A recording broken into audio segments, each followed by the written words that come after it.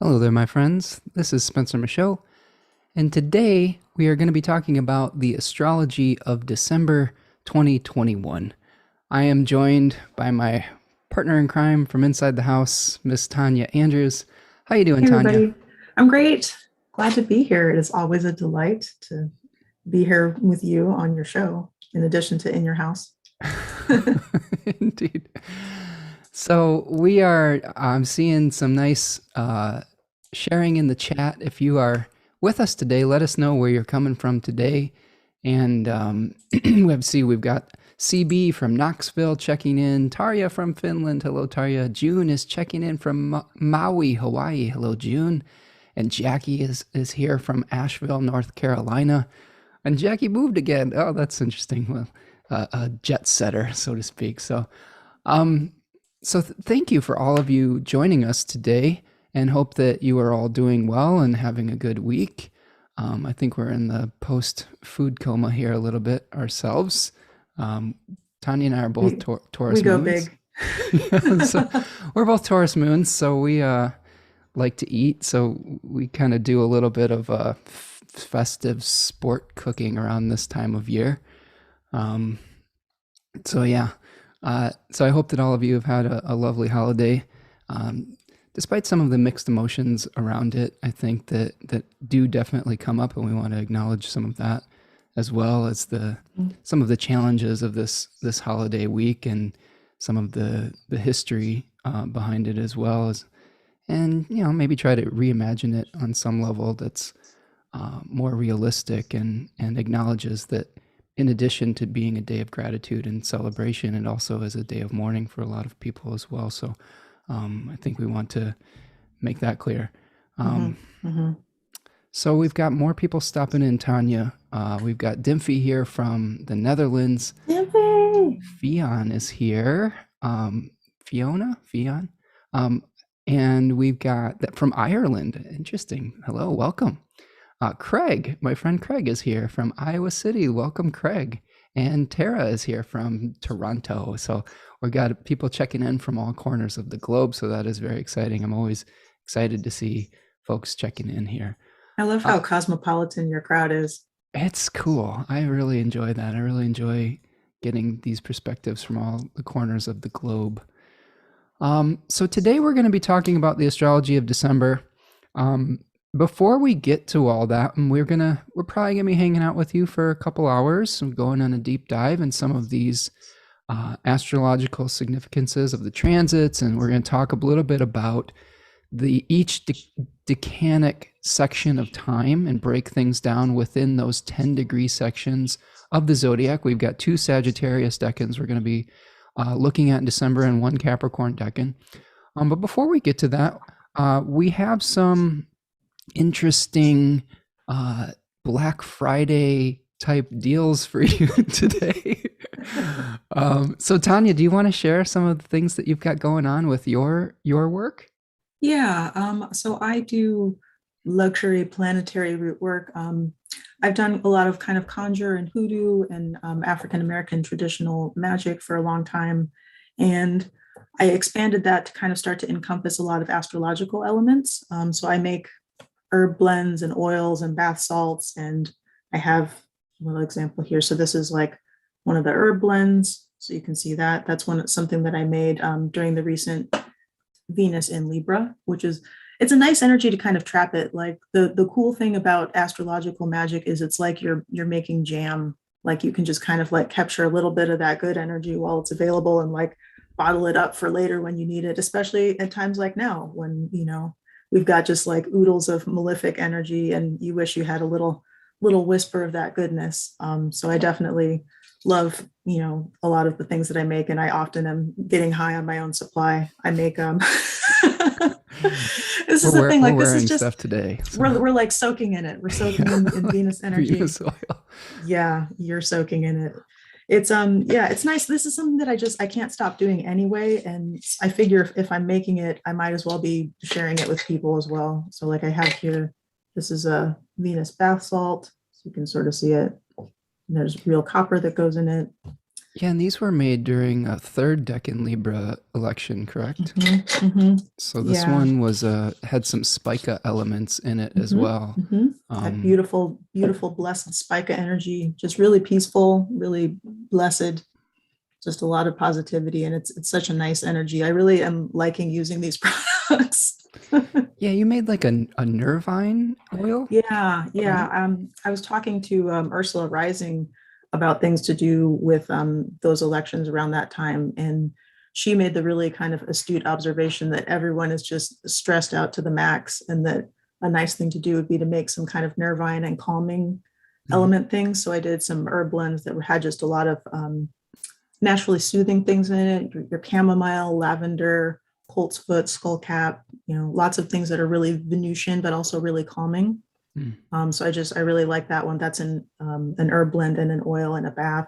So I just kind of like made the trifecta of all those things. But I also made one that was more of like a glamour magic. So it's just really leaning into that kind of like beauty and the charm kind of aspect. So it's very I use that as a beard oil today. we're Is my just beard rubbing. looking Yeah, you got extra that glow, glamorous? just blinging on all burners. Right. Yeah, so I have those things in my shop. There's going to be more coming. I've been a little busy with my Thanksgiving preparations and kind of just all the cooking that I love to do because my Taurus moon demands it. Um, and I'll have more things up in the shop probably later today. Very cool. Yeah, that third decan of Libra is a sort of an eye of the hurricane, calm within the storm type of decan. So I've been kind of utilizing those oils to, I don't know, just to feel a little bit of peace of mind in turbulent times sometimes. So it's really good for that kind of thing. So I can vouch for it. I also wear the Venus and Taurus oil that she made, which is really cool, the green goddess stuff. And since I have a Taurus moon, it really works well for me. And a lot of people have commented on my radio voice. maybe I can maybe I can attribute some of that good stuff to her glamorous Venus and Taurus oil. But yeah, so check out Tanya at thirdcoastmojo.com, and there is an Etsy shop there as well. And yeah, support your local businesses here. I don't know how local it is for our Yeah, international crowd, but not local to most your of you, but friendly if you're, local yeah, astrologer and friendly root neighborhood worker. astrologers. Yeah. And I also have a deal going on today. We have a Friday, a Black Friday flash sale going for my Decan webinars. The Decans of Virgo, Libra, and Scorpio are in my store on my website, spencermichaud.com, and they are 50% off until the end of Sunday. So if you've been kind of waiting or they were looking a little pricey, they're 50% off for the next few days, and you can check those out. We go over tarot card placements, we go over the mythology associated with the 10 degree sections. We talk about we talk about daimons and spirits. It's quite a journey, and there's some really nice discussion afterwards as well that gave us some additional insights. So you'll get about 2 to 3 hours worth of webinar for each of those Decanic flashcards, audio and video, and the PDF of the slides. So check that out. There's a link in the description of this video or on the SoundCloud if you're listening later on. And yeah, check it out. And we're also still having signups right now for the Decans of Sagittarius webinar that's going to be on the 11th of December. There's an early bird pricing special for 20% off on that until Monday the 1st. So I would love to see all of you there. I'm really enjoying these webinars and the interactions I'm having with people as I'm going on a deep dive of these signs and teaching and learning along with you. All right. You go so hard on those. Like people don't even understand that you're like pouring your heart and soul into every one of those that you make. And there's just so much information in there. Like people who participate in those probably come away, they're just like, oh, cool. I got to just drink from the fire hose on that one. well, Tanya gets to live with me during those periods of time where I'm surrounded by like stacks of like 10 to 20 books and pulling things out. And like, that's the reason why I only do one of these a month right now, because I really do. I am dumping all of my, all the different stuff I've been learning into these webinars. So it's not just the decans. It's kind of just an amalgamation of where I'm at in my understanding with the astrological signs, which I definitely am thorough. That's the main comment that I get in testimonials is very thorough. Very That's thorough. true. That's true. You're So like half a step back from that like conspiracy bulletin board where there's just like yes, stickers everywhere and like red string going everywhere and just like Demetra's book is like stapled to the wall and like definitely. So hopefully I'm providing value. That's my main concern is trying to bring you the essence of these decans and really utilizing all these different lenses that we look through to be able to get to the core meaning and help people find useful practical value for utilizing these in their lives and their astrological practices as well. So check those out. It's a lot of fun. It's a nice way that I get to interact with a lot of you as well, face to face. So I hope to see you there. All right, I see a few more people stopping in. Andrea is here from Croatia. Nice to see you, what? Space Tiger Tarot. So I'll give them a shout. Hey. Check them out on Instagram. Maybe we'll have Andrea on the show at some point. I really enjoy Andrea's take on things. So um, keep your eyes peeled. And then JJ is here from the Netherlands as well. Welcome, JJ. Thank you for coming. And I see Lisa is in the chat from New York. Welcome, Lisa. All right. So those are our Black Friday plugs. It's not always something that Tanya and I are comfortable doing, shilling our wares, but we're trying to make a living being astrologers and root workers and things like that. So we've got some bills to pay. And I think if you want to think about what you'd be supporting, the two of us, I think, have a dream to live in some old, big house that has We just a want lot the of house from character. Practical Magic. Yeah, we want the No, but practical also magic house. Yeah. but also the thing about that is like, if you feel good about something you've made, like it doesn't do any good if it's just sitting on your shelf and you don't tell anybody. Like that it's Right. just like, I've got this thing, it's so good, but no one can know because I'm very modest.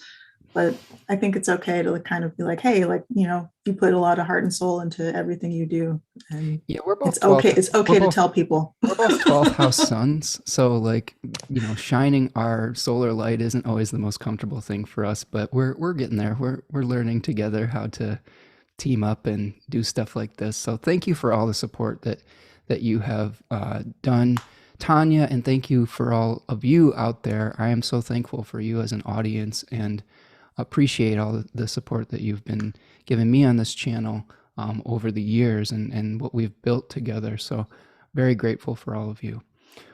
Okay, should we move forward? Are we ready to roll? All right, my friends.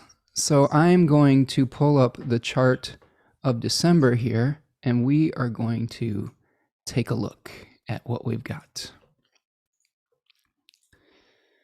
Okay, so, excuse me. We are looking at December 1st, 2021, and we're going to start off with the sun in the very final minutes of Sagittarius 1, but it will move into the second decan of Sagittarius throughout this day. So just a recap on Sagittarius 1, and you can kind of check this out in the Astrology of November that I did with Hot Grub recently. I talked about it a lot more in that presentation. But Sagittarius 1 is really about speed, enthusiasm, almost being overtaken by a mission. There was a daimon associated with that called Loimos. Recently in my Decans of Scorpio talk, we talked a lot about returning form to the earth and separating body from spirit. And now when we get into Sagittarius season, we have separated from the old form that was no longer vital. And we have this like transcendent spirit that is searching for and traveling, all right, whether it's physically or in the mind, for some new target, some new goal to infuse and to find a body to carry that enthusiasm and that spirit in. So what we may have been experiencing, right now as the sun is in Sagittarius 1, as we record this in the end of November, is we may be feeling a little bit lighter, hopefully, and we're trying to figure out what the new target is for this enthusiasm that we have, and sharing our enthusiasm like Tanya and I just did for the work that we do. And we're going to be moving into a decan, the second decan of Sagittarius, which Austin Coppock calls the bridle. So we started out with Austin Coppock's name, the poisoned arrow. So an arrow trying to find a target. And now in Sagittarius 2, which we're going to be seeing starting on December 1st and going all the way to December 11th, we have a Moon-Mars ruled decan that is called Great Strength in, I believe that's the Book of Thoth, and then Strength in Book T. I could be reversing those, but the gist of it is we have a goal. We have something that we're enthusiastic about. We have now the need and desire to fuse that with some kind of chariot or body. Think the fusion of, the centaur with a human top half and a horse body. We need something to carry that mission forward. We've got 2 fixed stars in this decan, Antares at 10 degrees, which is the heart of the Scorpion, and Ras Al Gethi at 16 degrees Sagittarius, which is the star in the head of Hercules. So what I'm seeing with this, Tanya, is, Austin Coppock talks a lot about confrontation with a nemesis in this decan, where there is like friction or heat that steals your resolve towards your mission. Do you have some thoughts on that? Now you're a Sagittarius sun, so you've gone through some of these things, Sun and Venus, right? Living it. Yeah. I mean, I think like one of the things when I think about Sagittarius is that just that really Jupiter, that jovial kind of expansiveness. But here you can feel it's running up against the borders of reality and constriction and challenge. And so like that arrow gets kind of like loosed from the shaft and it's like rocketing towards its goal. But now it's going to like once you've set that idea free, once you've set that plan in motion, you're going to be dealing with reality. Like, you're prepared for a fight until you get punched in the face. And this is like the decan where like that first punch lands and it's like, oh my gosh, like this is real. And like that kind of like conflict and embodiment, that martial energy is something that you're going to experience as you kind of are like fighting to bring something into reality. And I think that kind of that tension between expansion and contraction can get pretty intense in this area. And we've got this 9 of Wands card, and in it we see a figure that is kind of like standing he's already been punched in the face. Yeah, exactly. He's seen some stuff. He's had some experiences. He's sustained some injuries, but he's ready to like still kick some ass. I think I think of like that movie Kick-Ass with this. Remember that, where he just like got his butt kicked over and over again, but he was kept going. This is an interesting time of year.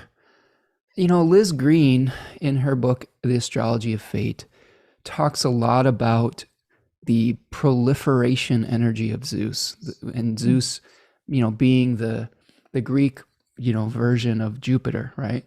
And but she brings in this dichotomy of Zeus's relationship with Hera, his wife, who is sort of that limiting factor, that like binding factor.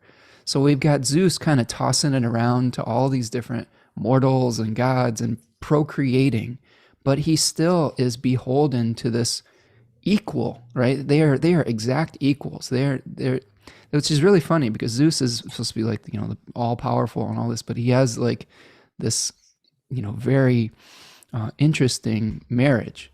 And I think that you were hitting the nail on the head as far as, when we have a vision, sometimes we have to deal with some of the realities of physical incarnation, and how do we take that enthusiastic spirit and begin to figure out what is possible, what isn't.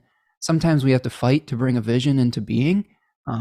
It's sort of like forged in the fire, there's a spirit associated with this decan called Kore, or the Maiden, which Austin Coppock really talks about Persephone in her role as Praxidike, who was like the exactor of justice.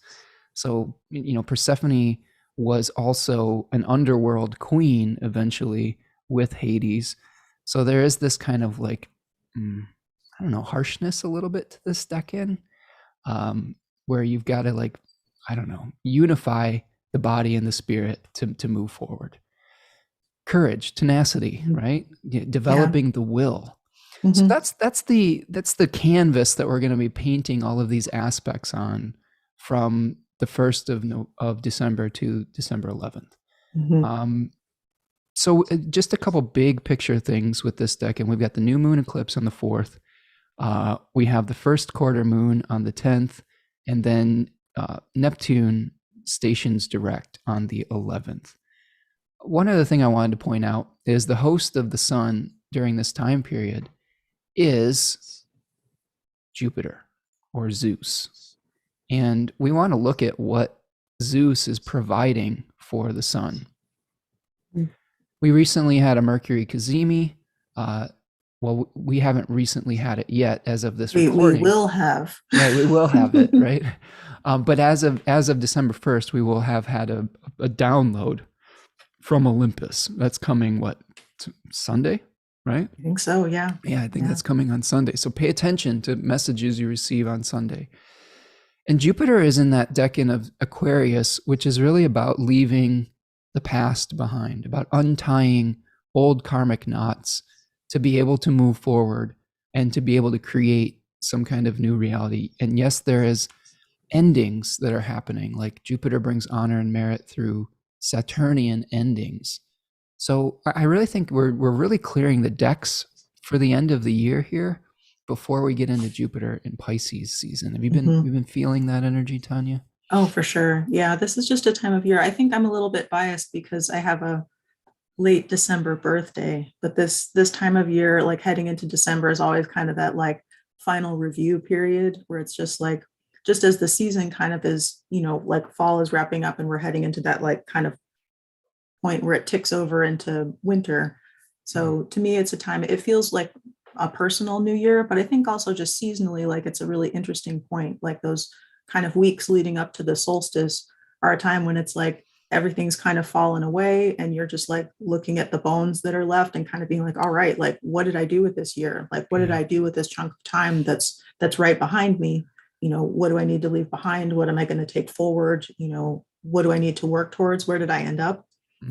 Just a lot of kind of questions and looking at where you've been and where you're going. I'd like to also mention too that this is kind of one of those scenarios where, Jupiter is like everyone's favorite greater benefic, but he doesn't have a ton of power right now. Like he's kind of at the final degrees of a sign where, he's looking at the door. Like he got called back in, like he just got home into Pisces and then got like pulled back in for another shift in, in Saturn the Saturnian salt mine. And it's like, okay, I'll come back for a little bit, but I'm out of here soon. And so like, he's just watching the clock at this point. Like, absolutely. Yeah. And it's really interesting. You were talking about the, seeing what's at the core of things. I was meditating a lot on this because I enjoy matching zodiacal signs up with seasonal like realities. And since, this form of astrology was created in the Northern Hemisphere, I'm going to kind of stick for our Northern Hemisphere. Right. I'm going to stick with that a little bit. I know that there's some controversy about it and definitely that these are archetypal forces. But for me, living in this kind of like Northern Hemisphere area, Sagittarius season is when all the leaves have fallen off the trees, and that the vision of Sagittarius, the long range like vision, is you can actually literally see further into the horizon without all the leaves and all the distractions of all the little beautiful things on the trees. It's good for bird watching. Yeah, exactly. So you get to see the birds, you get to see the core of something on some level as well, and some of the fundamental structures of things. I think this plays into the Saturn series as well with Capricorn and Aquarius, as we see the structural elements during this time frame in the Northern Hemisphere, and we have an awareness of those things rather than all the gloss. So I wanted to point that out too, because that was something that I was thinking a lot about during this period of time. All right, so let's dive in a little bit to some of the nitty gritties for this period of time.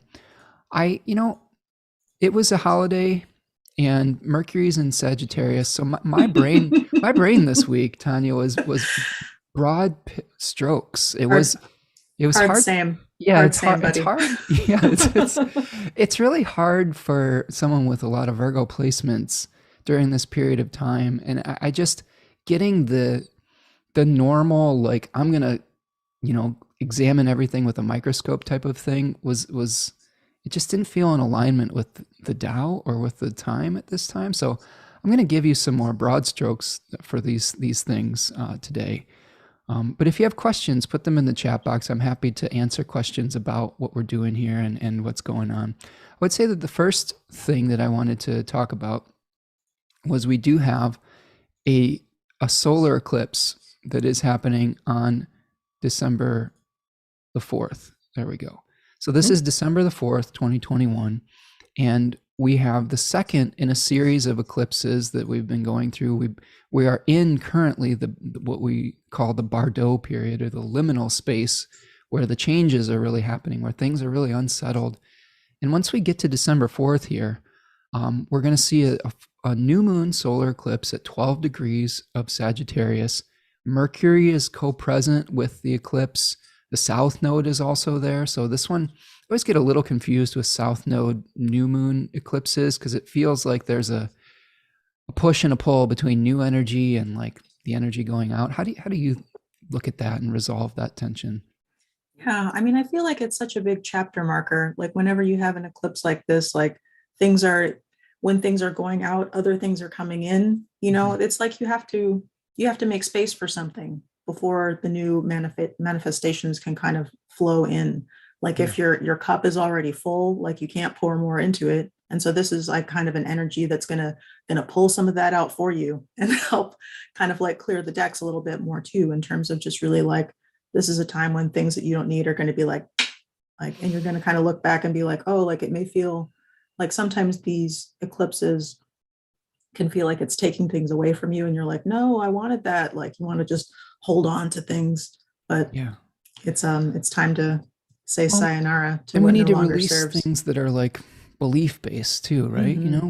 With this is the last eclipse that we're going to have for a while, with the nodes in Gemini and Sagittarius.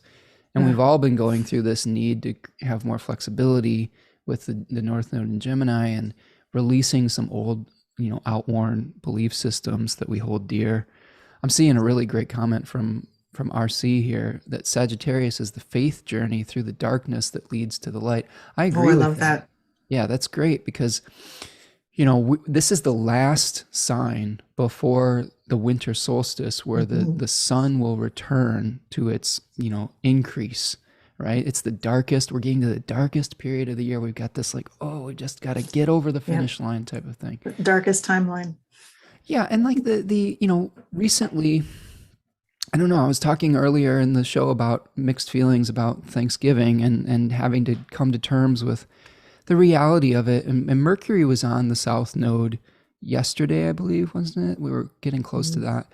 And I was just seeing a lot of the public conversation about the history of Thanksgiving, and some of the challenging realities that we're having to come to terms with, as far as what actually happened and what we are celebrating, and things like that. And it was hard for me on some level to let go of like my feelings of, well, this was just the time that I spent with my family, and like it was, something like that. But it was very difficult to like feel like, oh, I have a, that it may not be based on something that was real, and then, Mhm. and Mhm. coming to terms with that, and the reality of that was a very Mercury South Node experience. And it's important to do that, because I think that we're moving into a new air consciousness that is more egalitarian, I hope. The Jupiter Saturn conjunction last solstice really ushered in this new kind of experience, hopefully. And we're going through the Pluto return of the United States, where we're coming to a reckoning with the history of the United States. We're trying to get clear about, and acknowledging some of the really difficult parts of our history, while hopefully utilizing that awareness to create something that's more fair and balanced and that acknowledges those things so we can move forward without ignoring that or sweeping it under the rug or whitewashing or whatever you want to do. You know what I'm saying? And we've seen it really affected me seeing a lot of those stories. And it's not that I didn't know about, some of the history of Thanksgiving, but it just feels now that the volume on those things has been turned way up, as it should. Hmm. And having to kind of process some of those mixed emotions, because again, like I've come from I come from a place of privilege where, just being a white American male, like sometimes in the past you didn't have to think about these things, and my family would get together for Thanksgiving, and it was more about that to me. But I think that the conversation is changing, and I wonder if you have thoughts on that and reflections on that as well, Tanya. Yeah, for sure. I mean, the thing about this country is we have such a deep, dark shadow. Like there's so much kind of beautiful potential in America, but there's also just so many skeletons, literal and metaphorical, in our collective closet. And like, we know that we're on, land that didn't belong to us originally. Here in Michigan, where we were on the Potawatomi land. And it's important to kind of take a minute and think about the people that were here first and people that came before us. And it's painful to have something that feels as positive, especially I think for our like very like family and food oriented moons. Like Yeah. Thanksgiving is a really wonderful holiday because it's like, oh, all these like the celebration of the harvest and like all this wonderful food that you enjoy and time with your family. And like all those things are great and positive. And I hope that there's kind of a way that we can, feel that gratitude and enjoy the togetherness and, some of the traditions that you like, but also take a minute to be like, you know what, we're not celebrating colonizer culture. We're Right. not celebrating genocide. There's a lot of work to be done to kind of rectify all the wrongs that kind of led to where we're at this moment in history. And, it's a balance that's really challenging emotionally, I think, for lots of people. Yeah, I agree 100%. And maybe we can reframe that holiday in terms of Zeus or Jupiter on some level. I've seen some people try like talk about that as well, because Jupiter's number is 4. It's the fourth Thursday of every Sagittarius, of November in Sagittarius Mhm. season. Mhm. And maybe it could be more of that kind of like Zeus celebration of harvest, gratitude. I don't know. I It's think, what's Can that? what I Yeah. wanted to pipe in real quick too was a lot of the spices that we associate with your pumpkin pie and your apple pie and your kind of like fall holiday spices. A lot of them, like your clove, like anything that's fragrant and formerly expensive, is associated with Jupiter. And so I use Yeah. them in my kind of Jupiter incense blends, but also like they just go into like cooking and pumpkin pie. And so I'm in the kitchen like grinding my spices and like whispering into the mortar about their connection to the cosmic, Yeah, Jupiter energy. that's a great point about the ingredients too. I was reading an article that was taking a little bit of a educating view. It was an indigenous chef that was talking about both the history, but then also the sort of giving us a turnaround, like talking about the type of ingredients that we cook with, and a lot of them being, Mhm. from the land and things of that nature. And it's really that's a fascinating approach to me as well. And we've got some really cool questions coming in to the chat box here.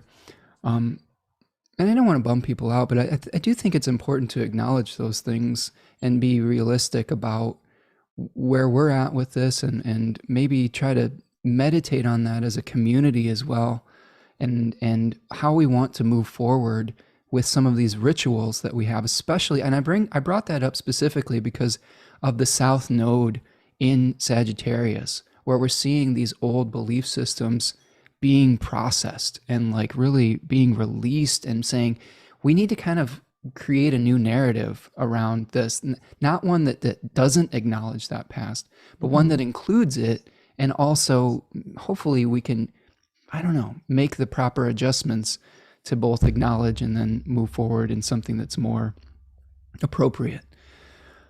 So some of the questions and comments we've got coming here. Lisa has a question for someday. How does astrology influence the way you budget your resources, or does it? Oh, Any tips? That is a great question, Lisa. She says it's a very Venus and Capricorn question. it is. I love it. That is a good question. I'm going to put a pin in that one until we get to Venus in Capricorn. Can you remind me, Lisa, in the chat when we get to that point? Because I think that would be a great discussion topic for Venus and Capricorn. So I'm gonna put a pin in that, and we'll get to that in a second. But I have thoughts on that for sure. Martha says, Mercury in the South Node. Do you see those linked to endings and mortality, and asking us to live with more awareness of finite time? Mm, I'll toss that to mhm. you, Tanya. What do you think? Yeah, I really like that. I mean, the awareness of finite time, that's definitely something that kind of fits really nicely with this point in time. And like, because what does it make you feel? A little bit of fear, yes, but also gratitude. Yeah. That it's like when you realize that something isn't going to be there forever, you really savor it. And I think that there's kind of that like savoring life energy to this time too, that comes from that kind of bittersweet feeling of like, there's death and things are falling away, and there's things that you're really cherishing. Well, I like think that a about, you lot. just came through the tunnels of Scorpio, and you're like, Mm-hmm. oh, I'm Yeah, so glad to be, I faced death. Like, I'm so happy to be alive. Let's out on the party. other side. Right? Exactly. So I think Yeah. that through that awareness that time is finite and is temporal and not, and we live in these impermanent mortal coils, that, that helps us to appreciate what we have, and seize the day on some Mhm. level. Yeah, that's Um, great. I like that a lot. We've got another good comment here. RC is saying, there's a gravitas to Jupiter and Saturn's season that is suggestive of history, ancestors, the dead, and traditions. Loving the input about the spices. Yeah, I Mhm. agree. Like, we're kind of taking a longer range view. Again, the seeing the horizon and being able to see the sky and the core of like the shadows of the trees really is like speaking to me in an oracular fashion for this time of year, because we are being able to see into the heart of things and see great distances, and a lot of modern astrologers would call these placements transcendental, where they were more communal and collective, where we're seeing big picture type of things. So I like that comment as well. Mhm. Lisa is saying, I think it's appropriate to reevaluate our values around our traditions. Great point. Yeah, I agree. And that's, like I said, it's a difficult thing to talk about. And hopefully I'm treating it with the respect that it deserves. And I think a lot of the things, the beginning of healing from those is having the conversations, is both having the trauma being seen, and then start brainstorming on the solutions to move forward, right? Mhm. A lot of the things that I was thinking about with Scorpio was shining the light on the difficult, traumatic experiences helps to Mhm. begin the healing process. So Mhm. I think that's what we're going through as a community right now as well. Yeah. Do your ancestor work, people. It's so Yeah. good. Can I answer one random Yeah, go question that ahead. I saw too? The pumpkin being Jupiter, um, that is so cute, and I love that. The astrological significances of different food is something that I'm kind of continuing to research. So squashes and things that kind of become globular and grow rapidly tend to be associated with the moon. But with everything, there's very few foods that are just purely one planetary energy. So like the pumpkin does have a lot of like moon significations, but also definitely Jupiter, because it's so like abundant and large and kind of like coming to something where it's very celebratory, like it's sweet, it's nutritious, it's has abundant seeds. And so much like Zeus, abundant seed for Yeah, all. right. So it does have a lot of Jupiter significations. That is a really He astute was really observation. he was I really like that a tossing it lot. around. I'm actually curious as to what Zeus is going to bring us in our media consumption, because Oh man, Tanya and there in is our, there is the show. Can we swear on your oh channel? yeah, yeah, go So ahead. there's that new show that's called Fuckboy Island. I Um, didn't tell me about this. I'm just like I'm thinking about all the movies we watched during Scorpio season and all the Oh my like gosh. surprise penises that they There's contained. so many Like, unexpected genitals. Mars was like, "Here's a penis and here's a penis." Like, oh, you want watching a family show? How about a penis? So I thought that that was very funny. Um, we're watching this with our teenage daughter too, like who is Yeah. almost an adult. So Yeah. but it's But then still a little you're uncomfortable. getting that Mars, we were getting that Mars Uranus opposition where Yeah, it's just like, yeah. surprise. Surprise, here's a dick. Like, yeah, there's this movie, for those of you who haven't seen it, there's this movie called Spy with Melissa McCarthy and Jude Law in it, which it's hilarious. It was a And it's great super movie. funny. It Yeah, it was was really very cute. funny, very good, very silly.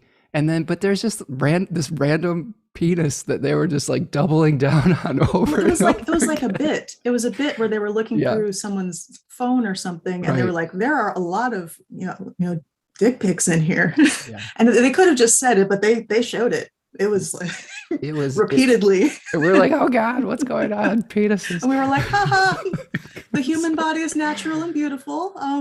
Yeah, Tanya and I tend to be a little bit like sort of reserved when it comes to some of those things. I think we're a little bashful.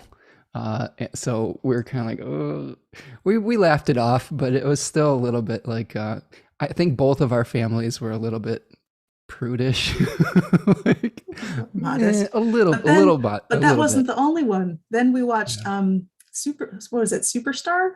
Popstar. Then we Pop watched star. Popstar Pop with the star. Lonely Yeah. Island Yeah, dudes. with what's And his then name? there with What's his name? Andy Samberg. Andy Yeah, Samberg, yeah. And right. then there was another scene Right. involving full With a frontal penis. nudity, Like, it's like male nudity, and we were like, "Whoa!"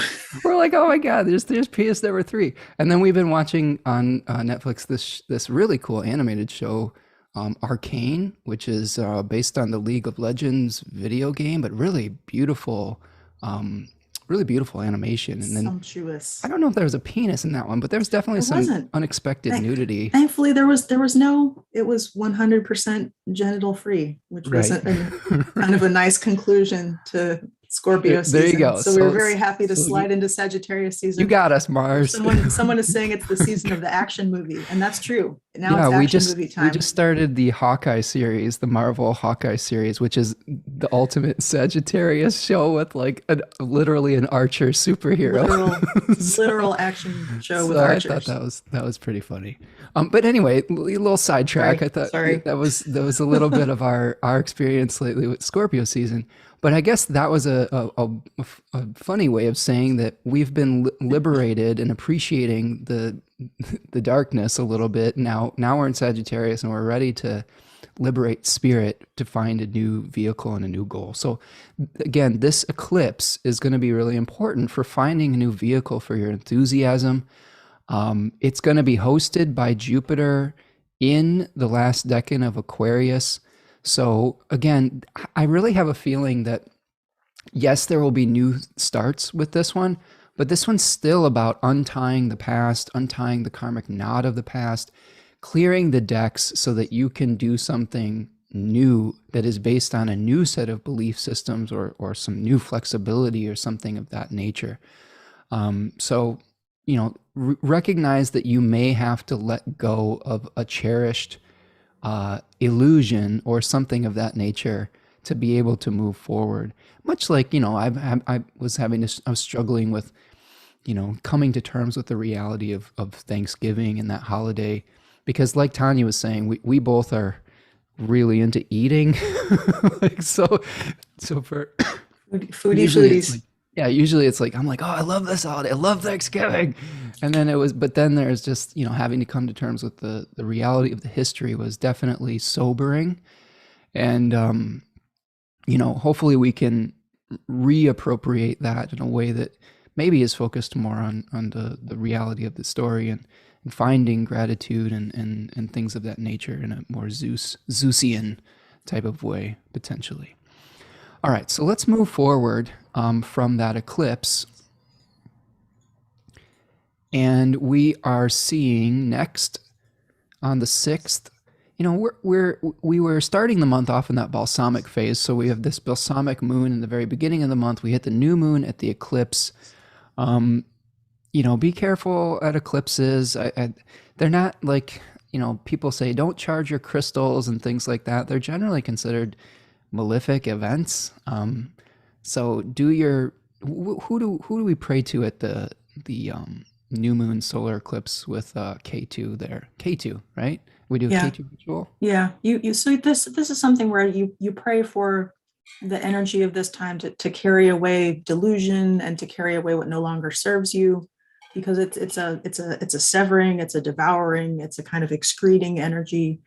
And you want it to kind of like focus on the stuff that you do want carried out, take out the cosmic trash, if you will, rather than filling up with this energy or like saving it for later. Like you don't want to like hold on to it, you want to kind of like let it do its thing and then flow on by. So you Yeah. kind of like work with that energy to use what it's for and then let it go. Well, and the fine folks at Sphere and Sundry have a really Oh yeah. nice write up on different eclipse rituals. Um, Fantastico. yeah, so check out their treatment of both eclipses here. Hmm. And we do a K2 one where we're offering black rice and black salt. And I think one of the key things that I'm asking for in that ritual practice is only remove that which is necessary in the gentlest possible way, because we will have to let go of something. And if we Hmm. come to terms with it, though, I think that's key. So look at the Sagittarius part of your chart. I know for me personally, that's my fifth house as a Leo ascendant, and this may be the beginning of my daughter starting to move into adulthood, right? So she's going to be 18 in January and moving on to college in roughly 6 months from that eclipse. So you can see that it's the beginning of like a release. So I already feel that that's probably what it's going to be about for me.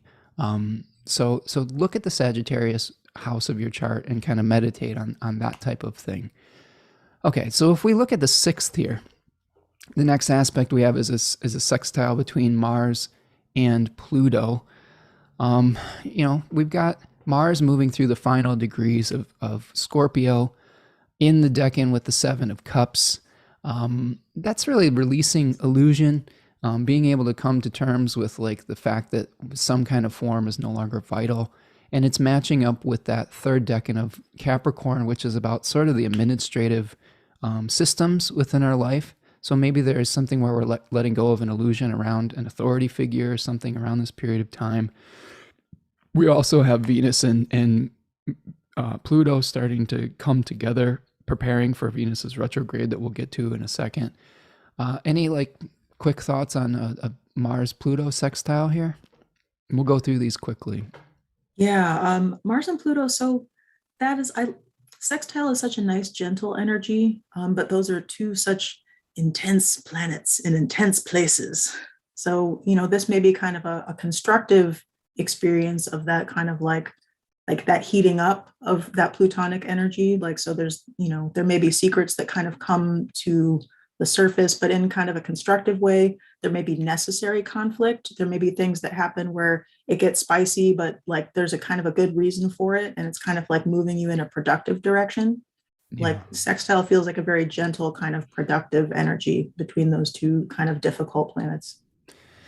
Yeah, and if we look at the nature of aspects via the Thema Mundi, the sextile was of the nature of Venus. So I tend to see sextiles as like something that we should allow to happen on some level, and allow us receiving some kind of purification, which is associated with Venus, or receiving some kind of assistance type of thing. So this Mhm. might be one where you don't necessarily have to do anything. You just have to open yourself up to, eliminating the old form that isn't vital, and be willing to look sort of underneath the rug and sweep the shit out, sweep the garbage out type of thing. Yeah, for sure. Um, Lisa's talking about the topics we've been discussing came up at family dinner last night, which is interesting. We're all on the late wavelength on some level. Oh, I see daughters going off to college. Right. We've got Martha and Lisa, I right. we feel for you. Yeah. Yeah, Martha, yeah, I know Lisa and I have had some good conversations about parenting and whatnot. So I think that, we're getting to the age in our some of us here in our 40s, 50s, whatever, however old we are at this point, late 30s, I don't know, whenever you had your kid. It's definitely an interesting time where our parents are starting to get older and our kids are growing up. It's a little bit of a strange time, that midlife sort of crisis type of thing. And then Martha is saying that Thanksgiving is also a holiday that was polarized at a time of polarized political stances around the Civil War. That's Oh, a for great sure. point. For Yeah. sure. Yeah. It was some aspects of it. I was listening to some things about that where they were talking about how they were like, the country has to come back together. Like this needs to be about a time where we're grateful that we even have a country. Right. And so, yes, that is yeah, there's a lot of people that had kind of a lot of motivations to create a holiday where, it was about celebrating certain aspects of America, like just existing. And again, like that's pretty fraught. There's a lot to unpack. I think Yeah, that yeah, so true. I think my last thoughts on this is that it is definitely an important reflective meditative exercise to come to terms with the reality of these situations. I also don't think that we should completely lose the spirit of gratitude, though. I think that I hopefully people are starting to incorporate into this. Yeah, that's our cat Gandalf. He's like, Our son yeah, screaming. gratitude. Or he's just reliving the horrors of colonization. I don't know. Poor son. One of those two Poor things. fur baby. I think that as we come to terms with, our history and really trying to move forward, and we need to kind of give the turnaround as well. I think it's really, really easy to get really fixated on what is wrong. And I think it's important to like equally envision what we want. What would be fair? What would it look like for an equitable society? What organizational capacities as a community? And so I don't know, a little bit of the Sagittarian hope, I guess, is For sure. right. And justice, that kind of like Justice. having Yeah. a philosophy that, what is fair. When I Right. when I was a little Sagittarian baby, I was always like, it's not fair. What? That's not fair. Right. And Right. when I would get exposed to the horrors of the world, like when I would counter racism or like all those things, I'd just be like, it's not fair. Someone fix this. Absolutely. But now we're all adults, and this is a great time to kind of like take that on and be like, we can be the ones who start to fix this. So where in your life do you want things to be more just, more beautiful? Where do you want to fix your philosophy that's old and janky? Absolutely. And being able to look yourself in the mirror every once in a while too, and acknowledge where we all have certain blind spots about things is important. That's really the fundamental part of humility. I think that when we get in a lot of trouble is when we say, well, I believe this and I'm just going to stick to this old belief, and I'm not willing to change. Is when we get stuck. That's when we really get the challenging emotions, the challenging actions, and just being willing to change with time, because that's all it is. It's just change, and I think that's very important. Okay, let's move on to the next thing that we've got here. On the 7th, next day here, we've got a Mercury, we've got a Mercury Neptune square on December the 7th. So some fuzzy logic maybe coming around this period of time. Mercury, go ahead. Do you find that like Neptune just jacks up Mercury like no other planet? Like the aspects between the two just seem so like Mercury is just like, no, it's a mess. It's a foggy I'm mess. Not a fan of Neptune. It is probably one of my least favorite planets. I think because my personal lived experience of Neptune transits are, I get really tired and I get really like spaced out. And for a person that likes to feel in control, I feel very out of control during those periods of time. And I feel like just fuzzy, and it's Mhm. very uncomfortable for me. I'm really not, I really don't like it. So I think that, especially with Mercury, because Mercury is that planet that is trying to differentiate between things. Mhm. When it matches up with Neptune, um, it screws it up. So I Mhm. think that it's important during the days leading up to this aspect in particular, double check all your details.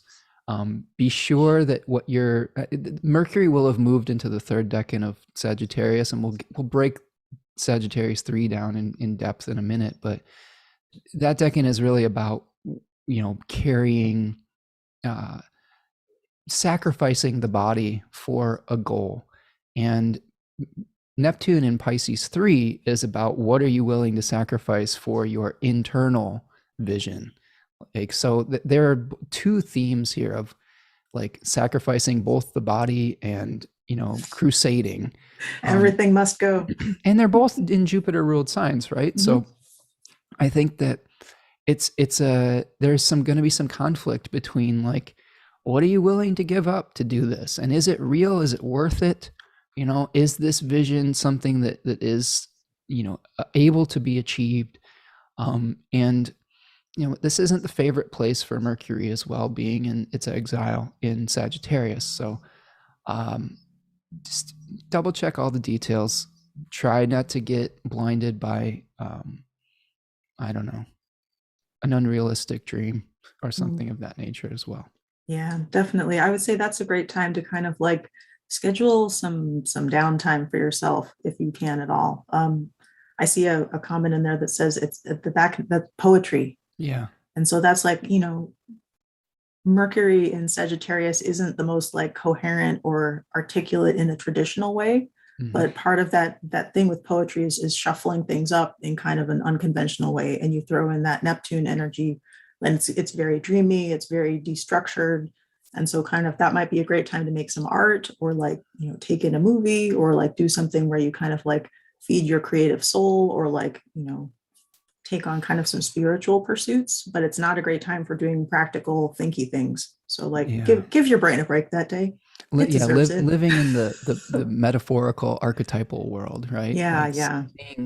seeing things not as they actually are, but maybe into the essence of those things, right? Mm-hmm. So like sometimes when we look at symbols, one thing can be representative of a concept or of something else. So I think that we may be able to utilize this energy to tap into that kind of thinking a lot more. Mm-hmm. Okay, let's move forward. As we move forward, we have on the 8th, we have one of the, I would say, the difficult aspects of this decanic series, where we have Mars making an overcoming square to Jupiter. Dun dun dun. Yeah, yeah. Of course, Mars is in the third decan of Scorpio and Jupiter in the third decan of Aquarius. Both are in the house of malefics, or, in Mars's case, very powerful in its own nocturnal domicile. Mars is in the overcoming square position, which in Hellenistic astrology is sort of like that planet is exerting power over the other planet. My initial thoughts is we've got Mars as in a place of severing old illusions, making it sort of difficult to move forward and to leave the past behind and untie the karmic knots. Like there's something that could be kind of painful around that. Do you have some reflections on this placement, Tanya, Mm-hmm. or transit? Yeah. I mean, I think like that kind of that Jupiter amplifies so much and Mars is so strong and so kind of like like martial, like that kind of like violent, stabby, scorpionic energy. And it's kind of like this is that kind of like kick in the shins as it goes out the door of this particular sign that it's in. So Mars is just kind of like giving a final like like that kick. And Yeah, I think that one final surprise penis. yeah, exactly. That final kick, the final that final, there's going to be a little final surprise there. So I think that that's a time to kind of like watch out for your conflicts and for things kind of getting out of hand. like with that level of expansion that can be happening, especially if it's going to be manifesting in a negative way, since Right. Mars is in the car that's like driving up behind and shooting. Yeah, and Mars, in my Scorpio Decans presentation, I referenced Liz Green's thoughts of Mars as being this very instinctual survival instinct. Mm, And it really makes a lot of sense to me that we could have something bubbling up from our chthonic depths, um, where we're feeling like our survival's threatened, or we're feeling rage bubbling up. And of course, with it contacting Jupiter, it may blow that feeling out of proportion. And we may have to really work very hard to keep our equilibrium and keep our head, so to speak. This is also the similar degrees where the last eclipse that we had was with the sun opposite the moon, where the moon was conjoined Algol. So this may be activating some of those themes. Hopefully, all of you have survived that eclipse so far and haven't lost your head. There was we recently had the heliacal rising of Mars too, where it separated from 15 degrees to the sun. And actually, the day that was happening, we had the very tragic events in Waukesha, Wisconsin, which is actually a place that my dad and my family grew up in. Waukesha, Wisconsin. I spent a lot of my time in Waukesha, and my grandparents lived there for a very long time. And you had somebody literally in a red SUV driving through a parade, as Mars was making its heliacal rising. Just a very, I don't know, a horrific, tragic event, like an accident, or a misfortune, mhm. So that This to me was chaotic, violent. total chaos, violence. That was the most prominent public thing that I witnessed as far as like that heliacal rising of Mars. And I really do encourage all of you to take a look at the synodic cycles of planets and see when they are escaping the beams of the sun, whether it's Mercury, Mars, Venus, and Saturn especially. We're going to have a Saturn cazimi coming up early next year, because really prominent events happen at those moments of phasis that they call them.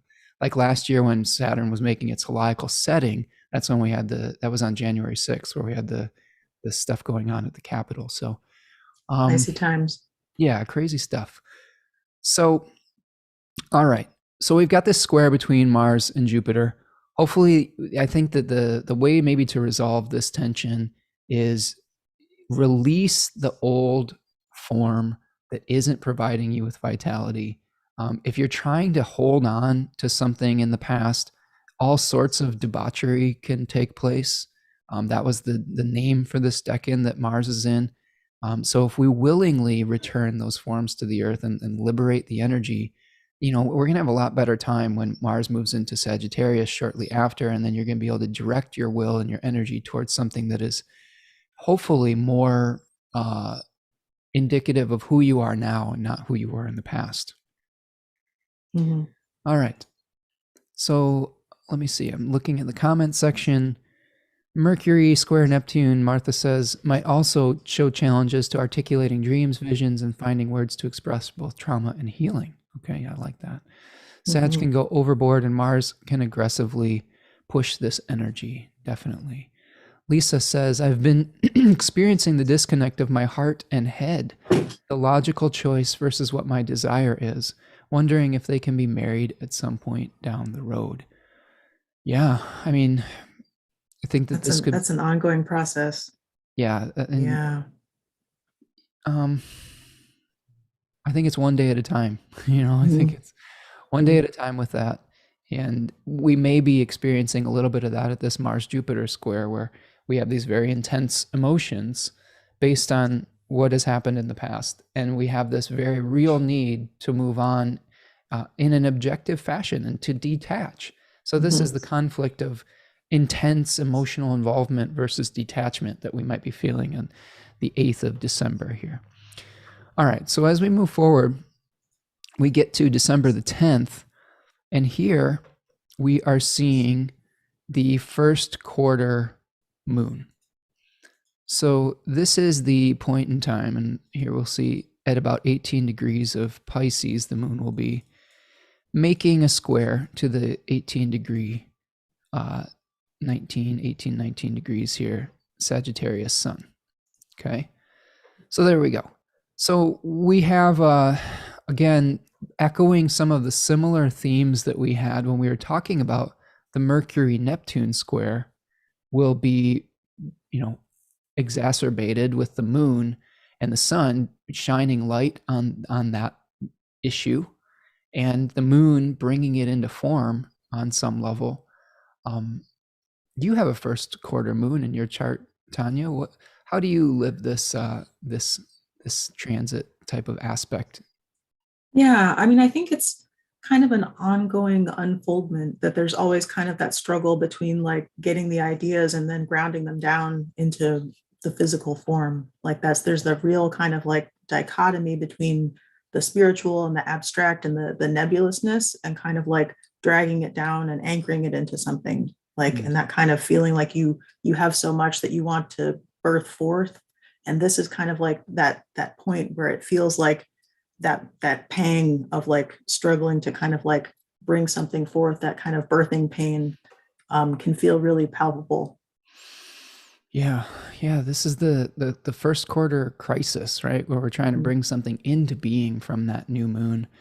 And here we may have some challenges between, infusing the physical vehicle with that internal dream and learning about, I don't know, sort of the rules of the matrix. I've been, Austin Coppock's book really talks about Pisces in sort of language that makes me think a lot of like Neo and him realizing that he has more power than he originally thought from this almost like spiritual awakening.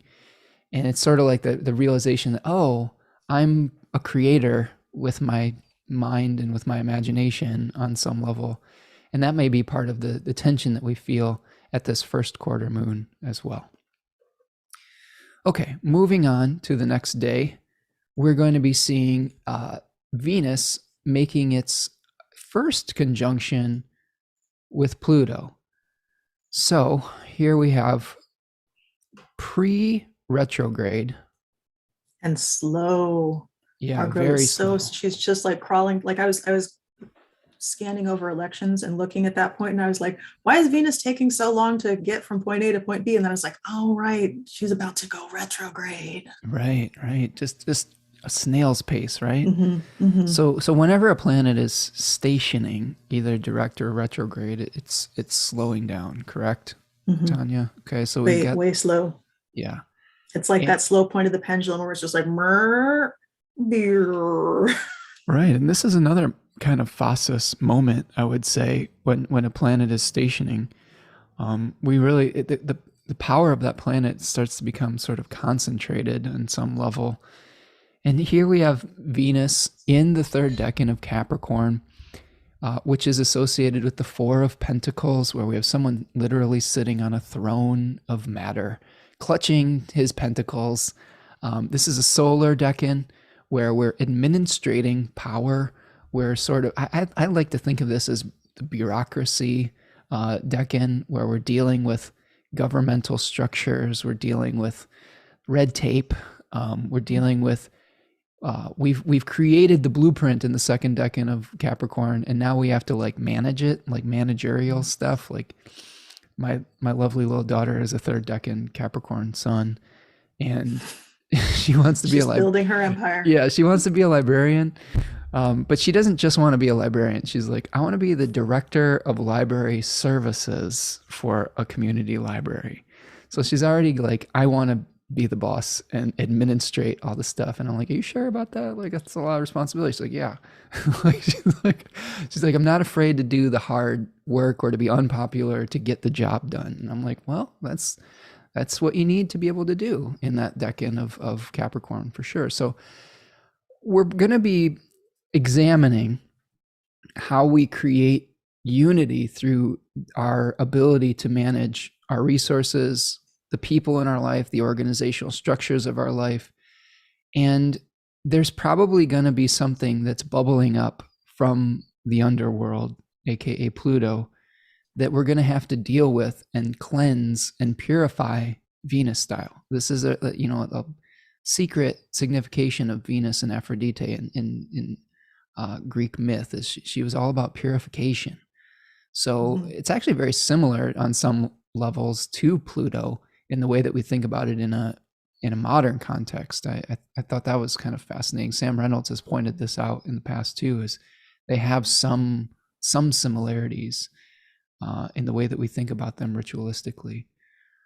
So there may be some stuff coming up from bubbling up from the underworld. Like always bubbling, always be bubbling. So well, and that Tekken 2, yeah. And that Tekken 2, to me, like when I think about it, it's some of it is the ways that the material world can trap you. Like when you look at the figure in the tarot card, like they're holding down the coins with their feet. They've got their hands on the coin. They've got it on their mind. And so it's like the ways that the material world can kind of like trap and weigh you down, or the way that structures or rules or kind of things around you can feel oppressive.